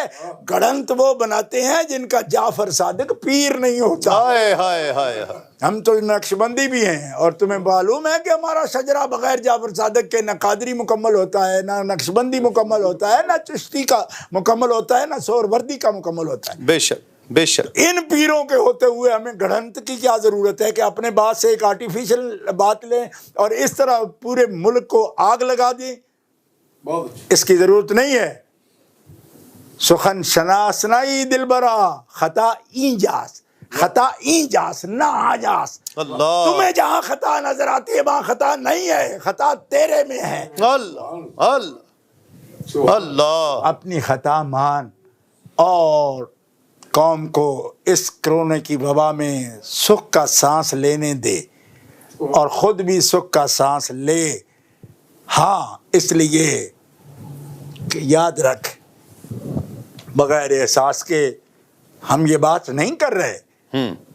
خطا ہوئی تم سے ہوئی اور خطا کا مقام نہیں. اب تم فوراً اس بات پر آتے ہو کہ بولا جا سکتا ہے کہ نہیں. بولا جا سکتا کا سوال نہیں. آپ کسی شخص پر ہر امکان، ہر ممکن کے اندر تو موجود ہے نا، امکان موجود ہے، شرک کا بھی، کفر کا بھی امکان، معصیت کا بھی امکان ہوتا رہتا ہے، ٹھیک ہے، لیکن کیا امکان ہونے سے آپ سب وقوع مان لو گے کہ تم مشرک بھی ہو سکتے ہو، تم کافر ہو چکے ہو، یا تم یہ کر رہے ہو؟ تو کیا عجیب بات ہو رہی. اور اس کے لیے آپ نے جو عبارتیں گھڑی ہیں ہی نہیں کسی کتاب میں، اتنے بزرگوں کو آپ نے ملوث کرنے کی کوشش کی. کچھ خیال کرو خدا کے بندے. اب یہ دیکھو کہ جواب آپ نہ دو. ہاں، حضرت امام اعظم ابو حنیفہ نے اس وقت تک مسئلہ لکھنا شروع نہیں کیا جب تک استاد زندہ تھے، حماد ابن ابی سلیمان. اللہ اللہ اللہ. تو آپ بھی انتظار کرو نا. ہاں، اللہ. مر لینے تو سب کو، سارا بوجھ اٹھانا اپنے کندھوں پر، لیکن وقت سے پہلے بڑا بننے کی کوشش کرتا بندہ ٹھوکریں کھاتا ہے. ہاں، جواب اہل سنت و جماعت میں آپ کو تسلی دیتے ہوئے یہ بات کہہ رہا ہوں کہ کبھی گھبرانا نہیں کہ ایسی ہم اگر نئی باتیں کریں گے، نہ گفتنی نہیں کہیں گے تو بچا نہیں پائیں گے اہل سنت کو. اہل سنت کے ایک بچے نے بھی اگر یہ سوچا، عرفان مشہدی کے لیے مر جانے کا مقام ہے. ہماری نسلوں نے اس پر پہرہ دیا ہے. اہل سنت ہمارے پاس اس بات پر بحث کے لیے، خالصیوں سے بحث کے لیے ہمارے پاس ایک وسیع دلائل، 10 طریقے سے تو میں اکیلا اس بات پر خالص شیعہ کے نقطۂ نظر پر میں مناظر کر سکتا ہوں. مناظرہ 5 گھنٹہ کے کر سکتا ہوں. آپ کیوں چکرا گئے؟ آپ کی استعداد میں نہیں آ رہی بات، استطاعت نہیں بن رہی اس پہ، تو آپ کی مصروفیت ہے. آپ نے لوڈ زیادہ لے لیا ہے. حوصلے میں ویری کول. آپ تو ڈپریسڈ ہو رہے ہو. ڈپریشن نہیں، ڈونٹ وری. نو، داتا صاحب کے ہوتے، غوث پاک کے ہوتے، اپنے بزرگوں کے ہوتے. آپ کو تو دوسروں کو کہہ رہے تھے نا کہ علم یتیم ہے، یتیمی یہ ہوتی ہے. اللہ. آپ بھگت رہے. اللہ. ہمارے روحانی باپ ہیں اور ان کی نظر کرم ہے. میں تو ان میں سب سے معمولی ہوں، مجھے کوئی تعلق نہیں اس بات کی. اور یاد رکھو سنیو، میں نے صحابہ کرام میں سے حضرت امیر معاویہ رضی اللہ تعالیٰ عنہ کے مسئلے پر مناظرہ کیا تھا. وہ بھی پانی سر سے نہ اگر گزر جاتا تو خود نہ کرتا. کیوں؟ اس شخص نے حضرت امیر معاویہ کو مسلمان تک ماننے سے انکار کیا تھا. مناظرہ ریپیٹ کر کے دیکھ لو. تب میں میدان میں اترا تھا. آج بھی اگر یہ حد نہ پار کرتا تو مجھے کوئی شوق نہیں ہے کہ اہل سنت سے مناظرے کروں. ہاں، لیکن آپ حد پار کر رہے ہو. آپ فاؤل کھیل رہے ہو، اور فاؤل کھیلنا ریفری کا وسل دینا بنتا ہے. اللہ اللہ. سبحان. ہاں، فاؤل کھیل رہے ہو آپ. سیدہ کو معاذ اللہ ایسے گستاخی کے لفظ سے نسبت دینا یا یاد کرنا، یہ فاؤل کھیلنا ہے. اور اہل سنت کبھی اجازت نہیں دیتے. ہمارے فریم ورک آف ورک میں یہ چیز فٹ نہیں ہو سکتی. آج بھی نہیں، 10 سال میں بھی نہیں ہو سکتی. جتنا مرضی زور لگا لو. اور پھر خطا اتحادی کا لفظ پر تم جس جاتے ہو کہ بولی کیوں نہیں جا سکتی، ان پر بولی گئی. میں کہو خدا کے بندے، ان پر بھی بولنے میں تم بھی اور تمہارا استاد بھی جو تیری حمایت میں آیا ہے وہ بھی غلطی کر رہا ہے. میں کہہ رہا ہوں کہ امور شریعت میں، تبلیغ دین میں، احکام شریعت میں محال ہے، ممکن ہی نہیں ہے کہ انبیاء غلطی کریں. تعلیم میں، وہ بھی لغوی معنی میں، اصطلاحی میں نہیں. بے شک. وہ اور چیز ہے جس کو جہد کہتے ہیں. اجتہاد وہ جو ایک دلیل کا درجہ رکھتا ہے وہ نہیں، وہ اور چیز ہے. اور اب بات یہاں تک آ گئی، آپ پھر بولتے بولتے کہاں تک چلے گئے ہو. آپ نے یہ کہہ دیا جناب کہ سیدہ جو ہے ابو بکر صدیق رضی اللہ تعالیٰ عنہ ان کو لقمہ حرام سے بچا رہے تھے. استغفر اللہ. اس سے بڑا ظلم کیا ہوگا یہ لفظ جو تم نے بولا. اچھا ایک تم لوگوں کی عجیب عادت ہے کہ کبھی کہتے ہو جی جمنہ میں نے بولا یہ فلاں حاشیے کی فلاں نکر پر فلاں بندے نے بھی لکھا ہے. ایک بندہ لکھ جائے تو وہ مختار مذہب ہو جاتا ہے. کسی نے لکھ دیا تو جو بے ادبی کا لفظ ہوگا وہ ہم اس کی طرف دھیان ہی نہیں کریں گے. واہ واہ واہ، بے شک. یہ آپ بچوں کا کھیل کر رہے ہو. آپ کو سمجھ نہیں ہے اس بات کی. اگر سمجھ ہے نا آپ کو تو پھر نوٹ کر، جس پہلے بھی تو نے ٹھوکر کھائی تھی اور پتہ ہے مجھے چیلنج کیا تو تم نے اس پر بحث کریں گے تو میں نے تمہیں کہا تھا صبر کرو. صبر کہا تھا نا، وہی بے صبری اب بھی کر رہے ہو. تمہیں سمجھ نہیں اس بات کی کہ کوئی ایک بات قول کے زمرے میں بھی ہو، صرف قول کی حیثیت سے کسی کی موجود ہو بات، تو یہاں جو سوشل میڈیا یا ممبر ہوتا ہے یا ایک ایسا پلیٹ فارم ہے جس پر دنیا کے سامنے ہم پیش کر رہے ہیں، تو ہم اقوال پیش نہیں کرتے. اقوال کے لیے اکیڈمی چاہیے، اقوال کے لیے درسگاہ چاہیے، مکتب چاہیے، گھنٹوں باس چاہیے. حواشی رکھ کے آپ سپیکر پہ جب بھی آؤ، لاؤڈ سپیکر پہ آؤ، سوشل میڈیا پہ آؤ تو مختار مذہب پیش کرو، قولے اٹھا کے نہ آ جاؤ. اللہ، یہ کیا کرتے ہو آپ کہ فلاں کتاب سے دکھا سکتا ہوں؟ ہم دیکھیں گے ہی نہیں. ہمیں پتہ ہے کہ اقوال موجود ہوتے ہیں لیکن اقوال پر فیصلے نہیں ہوتے، مختار مذہب پہ ہوتے ہیں. سبحان اللہ. ظاہر الروایہ پہ ہی فقہ حنفی کی بنیاد کیا قول ہے یا مبسوط ہے امام محمد بن حسن شیبانی کی. جی ہاں، مبسوط، زیادات، جامع صغیر، جامع کبیر، شعر کبیر، شعر صغیر، ظاہر الروایہ. تو مختار مذہب بھول گئے، قول ہے فلانی میں دکھا دوں گا. کیسے دکھاؤ گے؟ اور پھر دکھاؤ گے بھی ان کی کتابوں میں کہ جن کو یہ بھی نہیں ملا کہ داڑھی شریف قبضہ کی کوئی دلیل ہے کہ کوئی نہیں، نور حصی کی کوئی دلیل ہے، سرکار کے نور حصی کی دلیل ہے. کل تک مناظروں میں جنہوں نے پھندے ڈال دیے، سائی وال اور خانے وال کے مناظروں میں حال دیکھا اپنے مناظروں کا. ان کی دلیلیں اٹھا کر آؤ گے یہی حال ہوگا.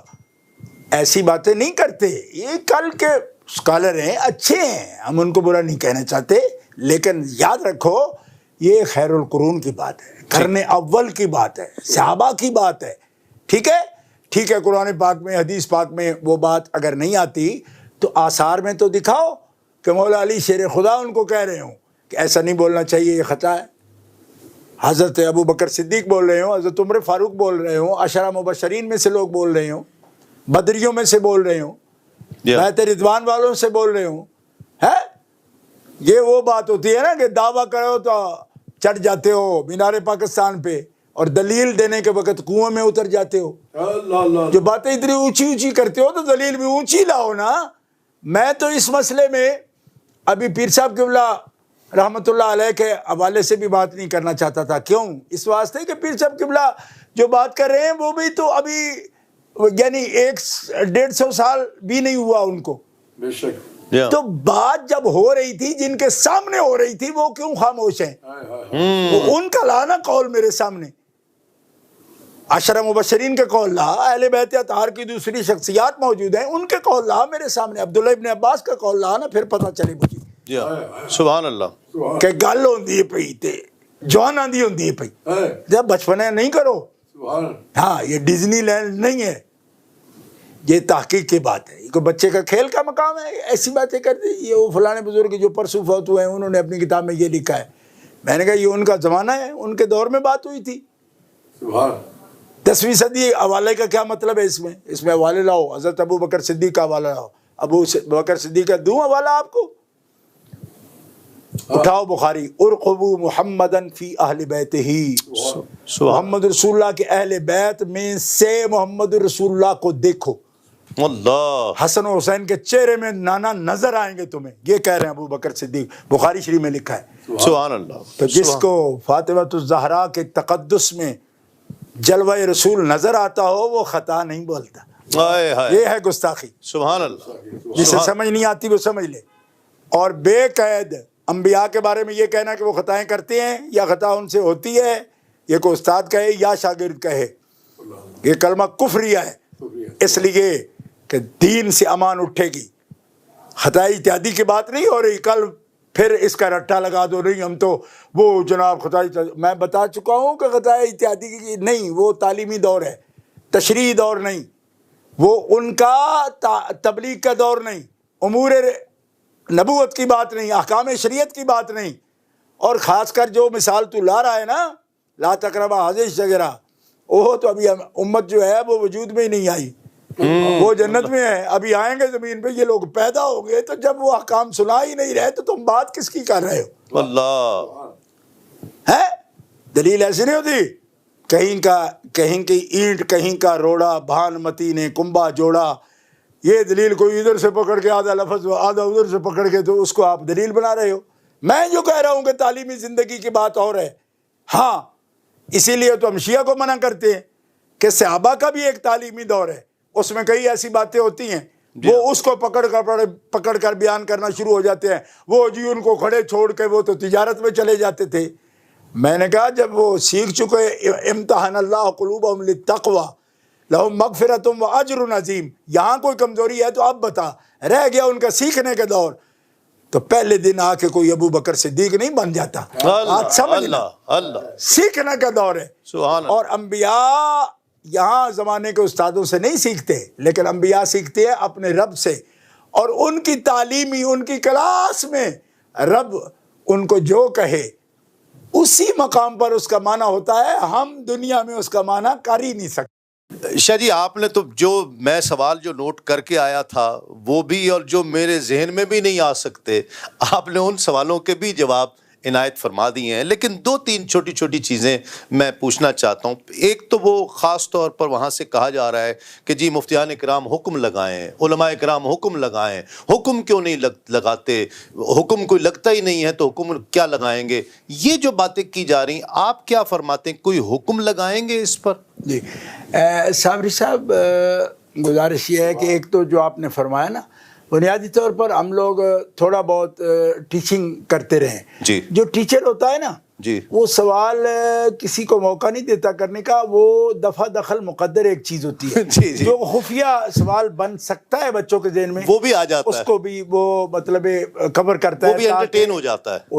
جی اچھا اب آپ جو پوچھ رہے ہیں یہ بڑی بنیادی بات ہے. اس سلسلے میں بھی میں یہ سب عزیزوں سے کہنا چاہتا ہوں، اور ان نوجوان علماء سے بھی کہنا چاہتا ہوں کہ جو اس وقت ایک باغیانہ ذہن سے باتیں کر رہے ہیں، ان سے میں یہ کہنا چاہ رہا ہوں کہ خدا را پرائیویٹ طور پر حکم لگوانے کے لیے زیادہ آپ کوشش نہ کریں، ورنہ بڑا یہاں پہ فساد ہوگا.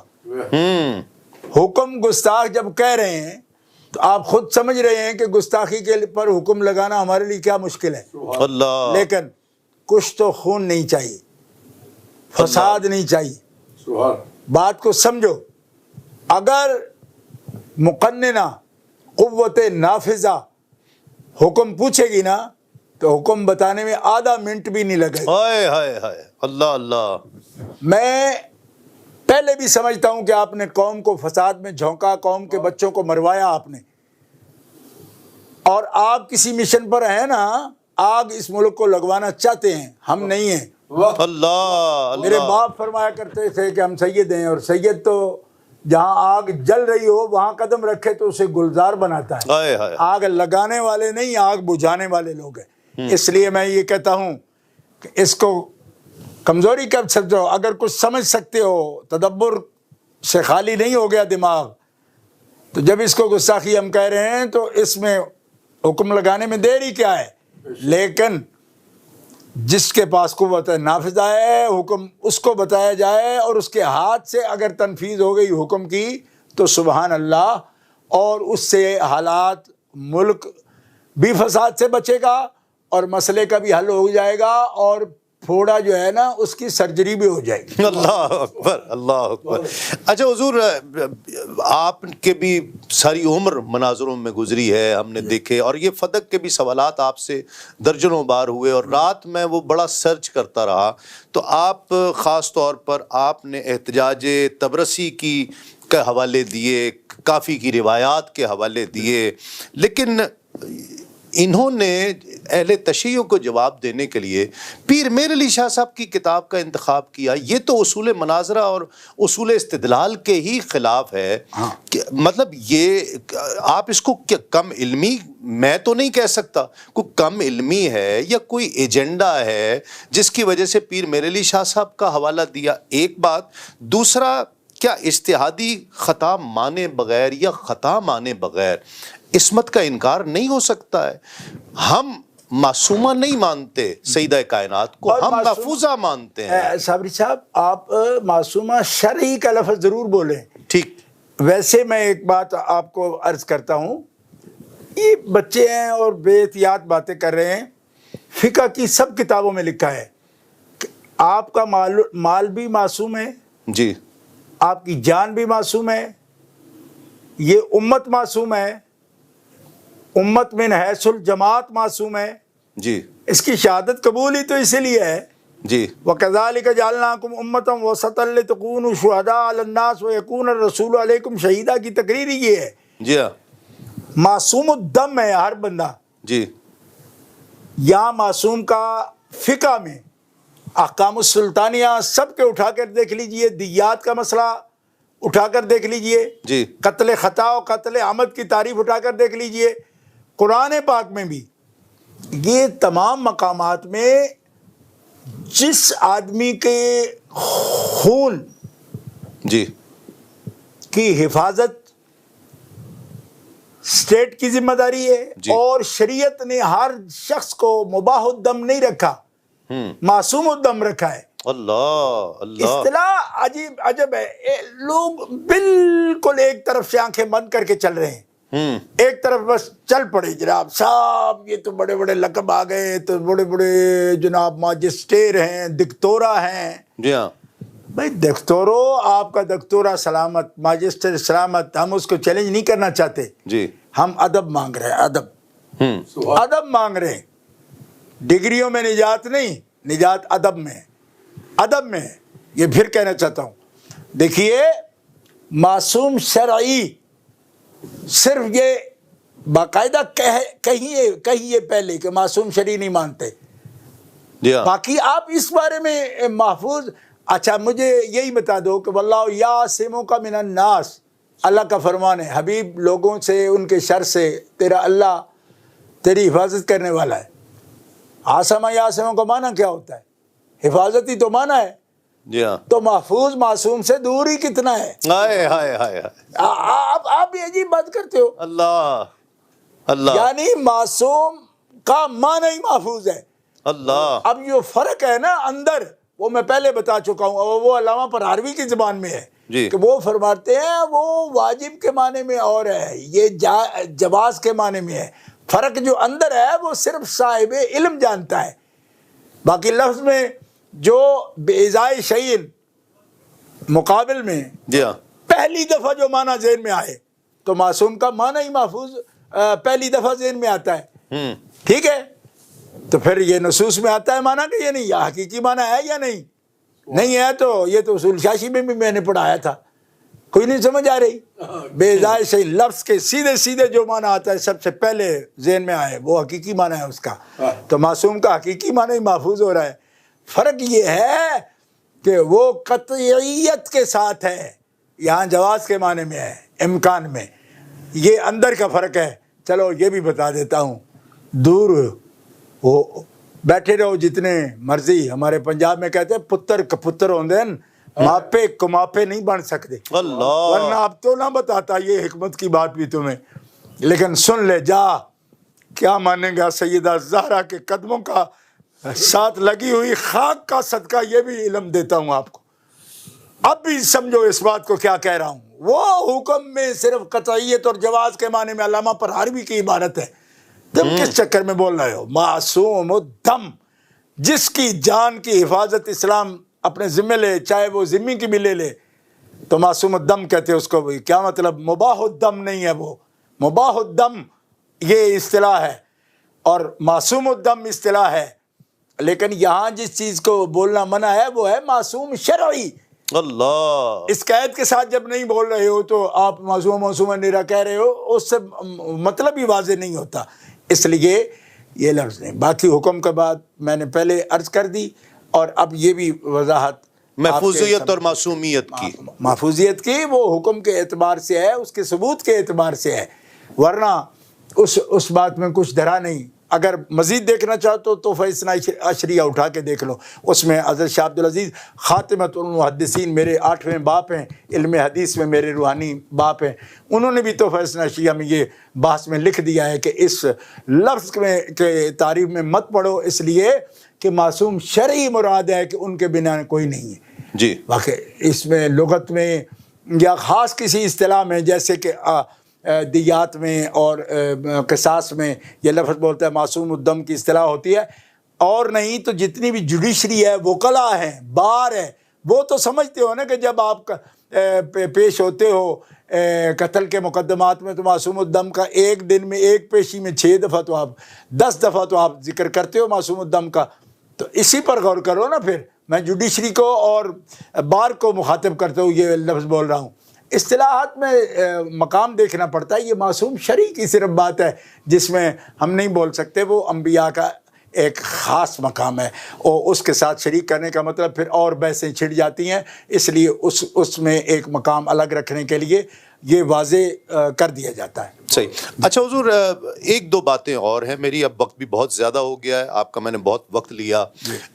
یہ بھی علماء کو، سادات کرام کو، خیر ہم تو ہیں ہی چھوٹے، ہماری کیا حیثیت ہے، ہمیں بھی سب کو رافضی تو کسی ایسے شخص کو جو صحیح العقیدہ ہو، سادات میں سے ہو، علماء کرام ہوں اور لاکھوں دیگر لوگ، ان کو رافضی کہہ دینا، نیم رافضی کہہ دینا، یہ کیسا ہے؟ یہ گناہ نہیں ہے کیا؟ یہ دیکھیں، کسی شخص کو جو اصول دین میں ایمان رکھتا ہے، جی اصول دین پر، جی، ایسے شخص کے ساتھ کسی ایسے فرقے کی اس کو آرڈر دینا، سٹمپ لگا دینا کہ یہ تو وہ ہے، اس کو بدعقیدہ بول دینا، جی، یہ دین اسلام میں جو بڑے جرائم ہیں ان میں سے ایک جرم ہے. اللہ، اچھا.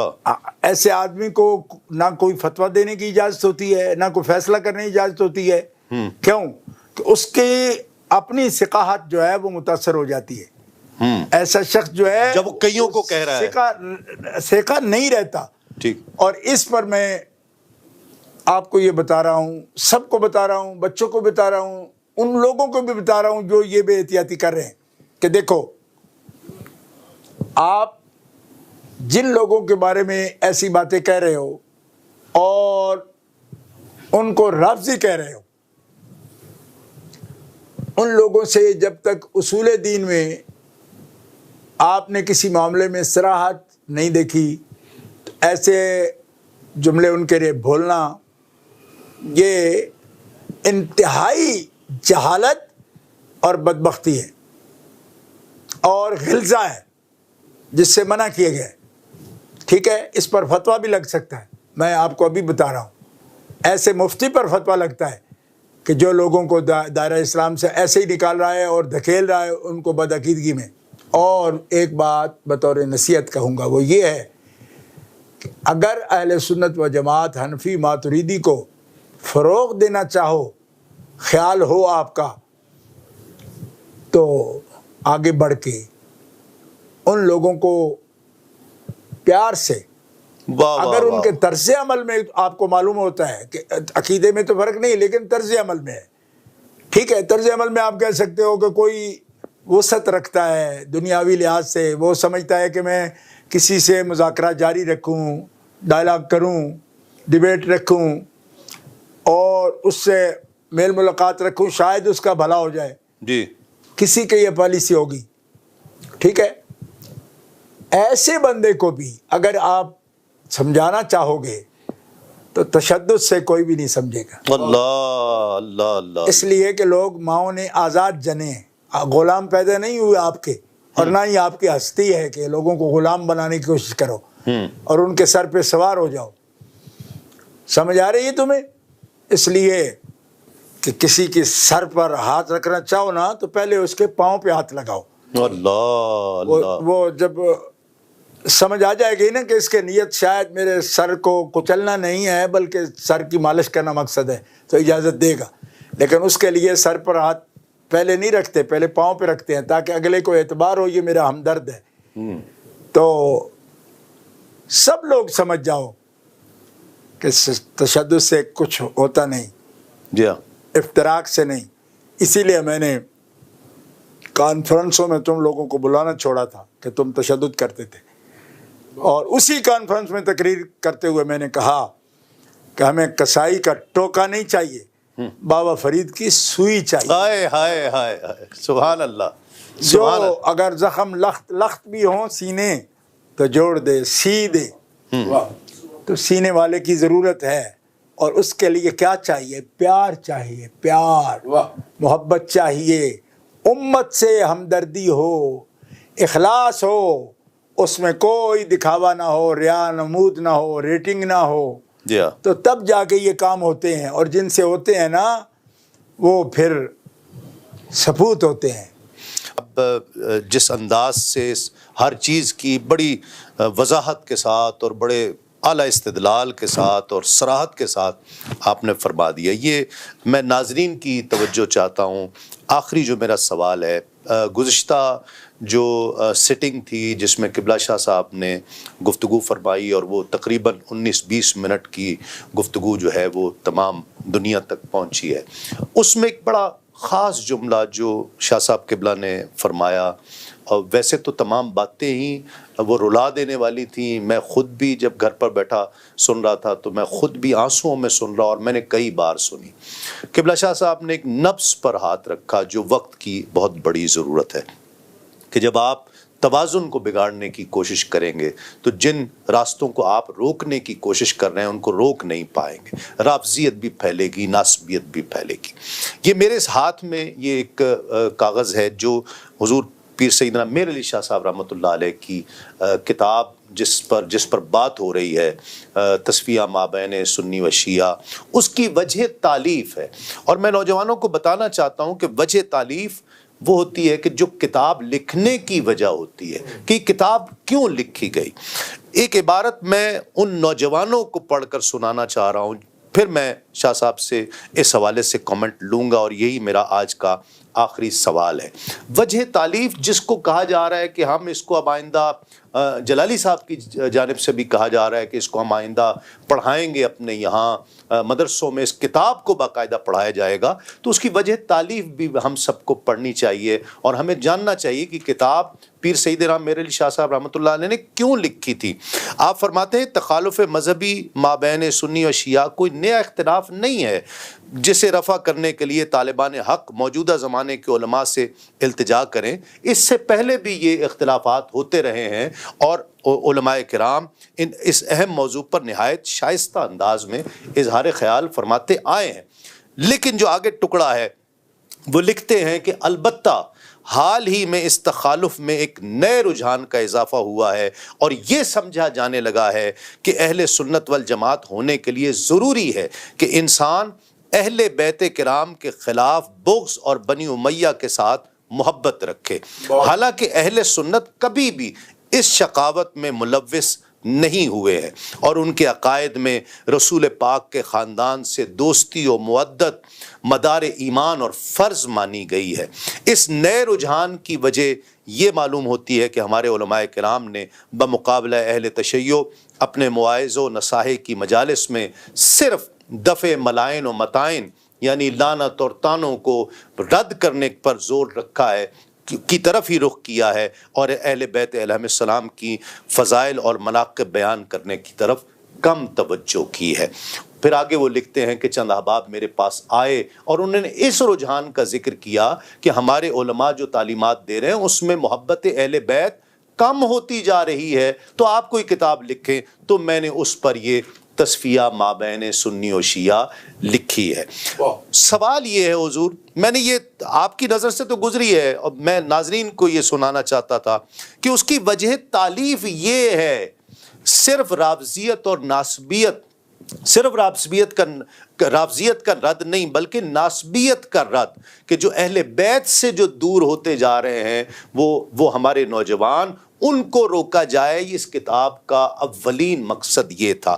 لیکن ہمارے ہاں رافضیت اور ناسبیت، رافضیت کا بہت زیادہ ایک رافضیت فوبیا ہو گیا ہے علماء کو، کہ جہاں اہل بیت کا ذکر ہوتا ہے وہاں پر وہ اس پر رافضی ہونے کا وہ لگا دیتے ہیں، لیبل لگا دیتے ہیں۔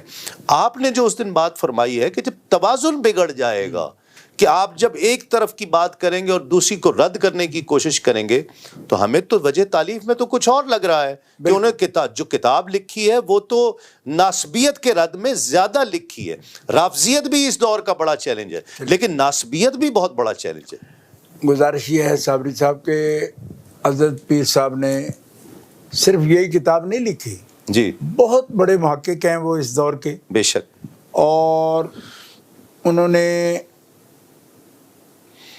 یہ جو کتب تصنیف فرمائی ہیں اس کے اندر ان کا معیار بہت ہی جداگانہ اور تحقیق کا ایک بلند معیار آپ نے قائم کیا ہے۔ جی ہر ایک بدعقیدہ، چاہے وہ انکار ختم نبوت کی بات ہو، بے شک، انکار مقام اہل بیت کی بات ہو، یا انکار صحابہ کی بات ہو، بے شک، ہر موضوع پر، حتیٰ کہ تقدیس شان الوہیت کے لیے بھی آپ نے بڑی تحقیقی کتاب لکھی ہے۔ جی جی حضرت شاہ عبد الرحمن مانا میاں جو لکھنؤ سے تعلق رکھتے ہیں، جی جی، ان کی کتاب کے جواب میں بھی حضرت نے یہاں سے لکھی ہے، حالانکہ اتنی دور ہے۔ جو لکھنؤ کے مجتہد کہلاتے تھے وہ جو آئے تھے، نہیں وہ نہیں، یہ ایک صوفی ہے، اچھا اچھا وحدت الوجود پر کتاب، اچھا اچھا، ٹھیک ٹھیک اس کا یہ خاص ایک الگ موضوع ہے۔ ٹھیک ہے۔ آپ چونکہ حضرت جو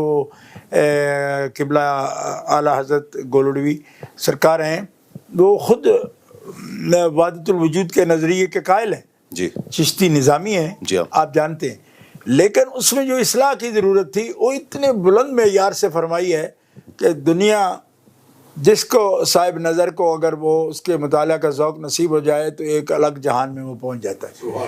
اچھا، انہوں نے جو کچھ لکھا تصفیہ شریف میں، تصفیہ شریف میں لکھا، پورے دم سے لکھا، جی اپنے معیار پر لکھا، جی، اور جو اہداف ہیں اس کے اوپر آپ نے مکمل طور پر پوری عبارات میں واضح کر دیا، احکام کو، صورتحال کو واضح کیا، اللہ نے ان کو ملکہ عطا فرمایا۔ بے شک۔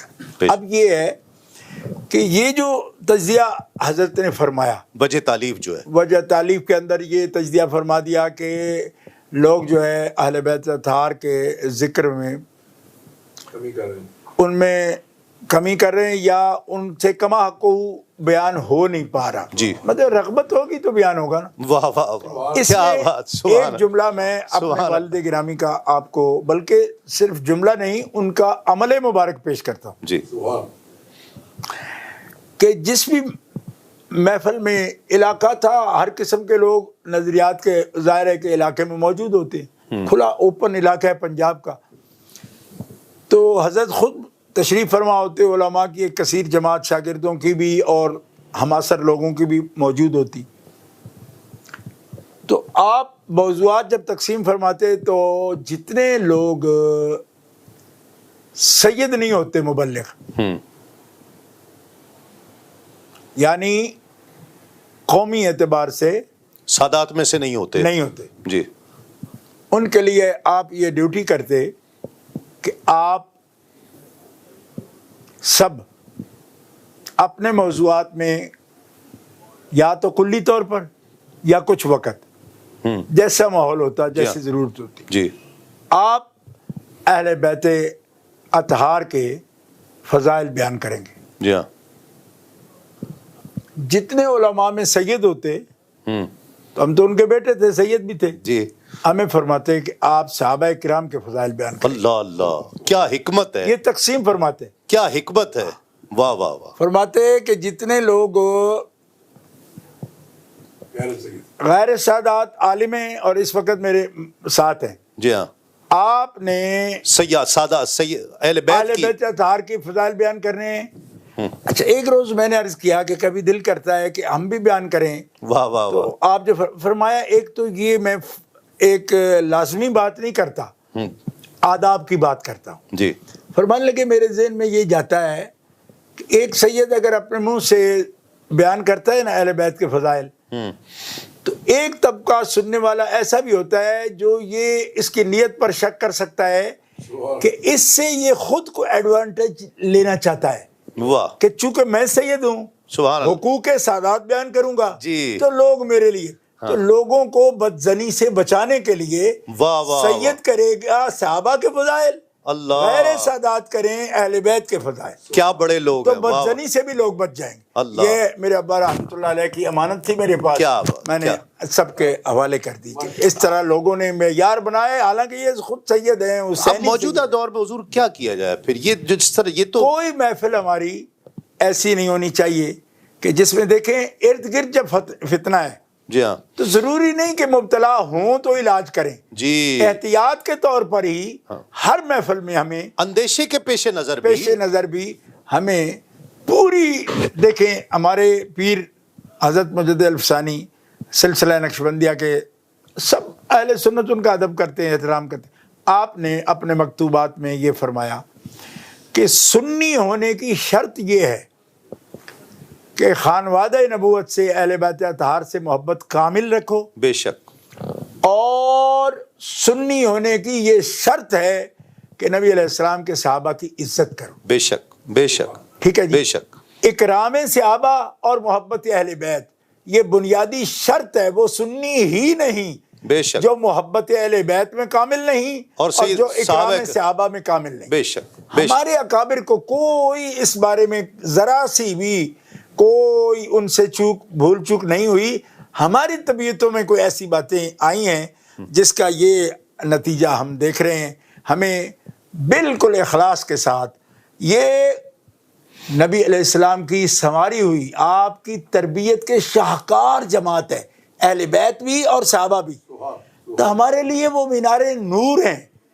ہمیں یہ فرق ڈال کے کیا حاصل کرنا ہے؟ ہم تو محروم ہو جائیں گے۔ اس لیے ہمیں بجائے اس کے کہ اس جرہ میں پڑیں گے، ہمیں برابر ہر وقت نسبت ابو بکر صدیق کی بھی ضرورت ہے، سبحان اللہ، اور محبت اہل بیت میں نبی علیہ السلام کا جب یہ فرمان ہے کہ من احب ہذین یعنی الحسن والحسین اباہما و امہما کان معی فی درجتی فی الجنہ، سبحان اللہ، یہ حسن و حسین سے جو محبت کرے اور ان کے ماں باپ سے عقیدت و محبت رکھے، میں محمد رسول اللہ ضامن ہوں کہ قیامت کے دن میرے درجے میں جنت میں میرے ساتھ ہوگا وہ۔ سبحان اللہ، جامع ترمذی شریف میں حدیث موجود ہے۔ کیا بات، اور دوسری طرف ہمارے ان کو قائد اقتدوا بالذین من بعدی ابی بکر و عمر، میرے بعد اقتدا کرنا ابو بکر و عمر کی، اور ابو بکر کے ہوتے عمر کی بھی نہ کرنا۔ اللہ، یہ باقاعدہ آپ نے فرمایا۔ اللہ، یہ ڈسپلن ہے پیارے مصطفیٰ کا، یہ سسٹم ہے جو دے کر گئے ہمیں۔ بے شک، ہمیں یہ سسٹم اپنی جانوں سے بھی پیارا ہے۔ بے شک، بے ہم شک، کوئی کمی کسی کے حق میں نہیں کرنے چاہتے۔ کیوں کمی تب کریں جب ہماری ضرورت نہ ہو، وہ ہماری ایمان کی ضرورت ہے، ہمارے ایقان کی ضرورت ہے، ہمارے رہبر ہیں وہ، اور ہم ان پر درود و سلام پڑھنے والے لوگ ہیں، اور ان کی محبتوں کے سائے میں اپنی زندگی بتانے والے لوگ ہیں۔ اہل سنت کا امتیاز ہی یہ ہے۔ اس لیے ہمیں قطعاً اس روش پر کہ جس میں یک طرفہ ذکر کر کے دوسری طرف پھر ہم باؤنڈری کراس کریں، یہ فتنہ ہی فتنہ ہے، اس میں اہل سنت کے لیے کوئی، اہل سنت کے لیے بھلائی نہیں۔ اہل سنت و جماعت ہمیشہ دونوں کی محبت کے اور عقیدت کے ساتھ اپنی زندگی کا سفر طے کریں۔ جیسے اعلیٰ حضرت فرمایا اہل سنت کا ہے بیڑا پار اصحاب حضور، نجم ہیں اور ناؤ ہے اطرت رسول اللہ۔ سبحان اللہ، سبحان اللہ۔ یقیناً یہ اہل سنت کا شعار ہے کہ سیدنا صدیق اکبر، سیدنا فاروق اعظم، سیدنا عثمان غنی رضی اللہ تعالیٰ عنہ اور تمام صحابہ کرام کی عزت، ان کی تکریم اور اہل بیت اطہار سے کامل محبت، یہی ایک سنی کا شعار ہونا چاہیے، یہی ایک انداز ہونا چاہیے، اور یہی وہ انداز ہے کہ جو اتحاد کی طرف لے کر آتا ہے، محبت کی طرف لے کر آتا ہے۔ آج جتنی بھی گفتگو ہوئی یہ قابل غور ہے کہ یہ انتشار پھیلانے کے لیے نہیں بلکہ انتشار سے اس امت کو بچانے کے لیے ہوئی ہے۔ آج کی نشست خیر کے لیے ہوئی ہے، بھلائی کے لیے ہوئی ہے۔ آج کی نشست کا اہتمام، یہ جتنی شاہ صاحب نے کرم نوازی فرمائی، قبلہ پیر صاحب نے کرم نوازی فرمائی، یہ ساری گفتگو اس امت کو اس افتراق سے نکالنے کے لیے کی گئی۔ ہم پر جو الزامات لگائے جاتے ہیں کہ ہم اس بات کو شاید بہت پرولونگ کر رہے ہیں یا اس بات کو بہت زیادہ پھیلا رہے ہیں یا انتشار یا فتنہ اور فساد بپا کر رہے ہیں، نہیں، آج کی گفتگو سے یہ بات ایک باشعور انسان کے لیے اس بات کا اندازہ لگانا یقیناً مشکل نہیں ہوگا کہ آج کی گفتگو سے یہ ثابت ہوتا ہے کہ انتشار پھیلانے کے لیے نہیں بلکہ انتشار سے اس امت اور قوم کو بچانے کے لیے، کہ ہماری قوم، ہمارا ملک، ہمارا یہ پیارا وطن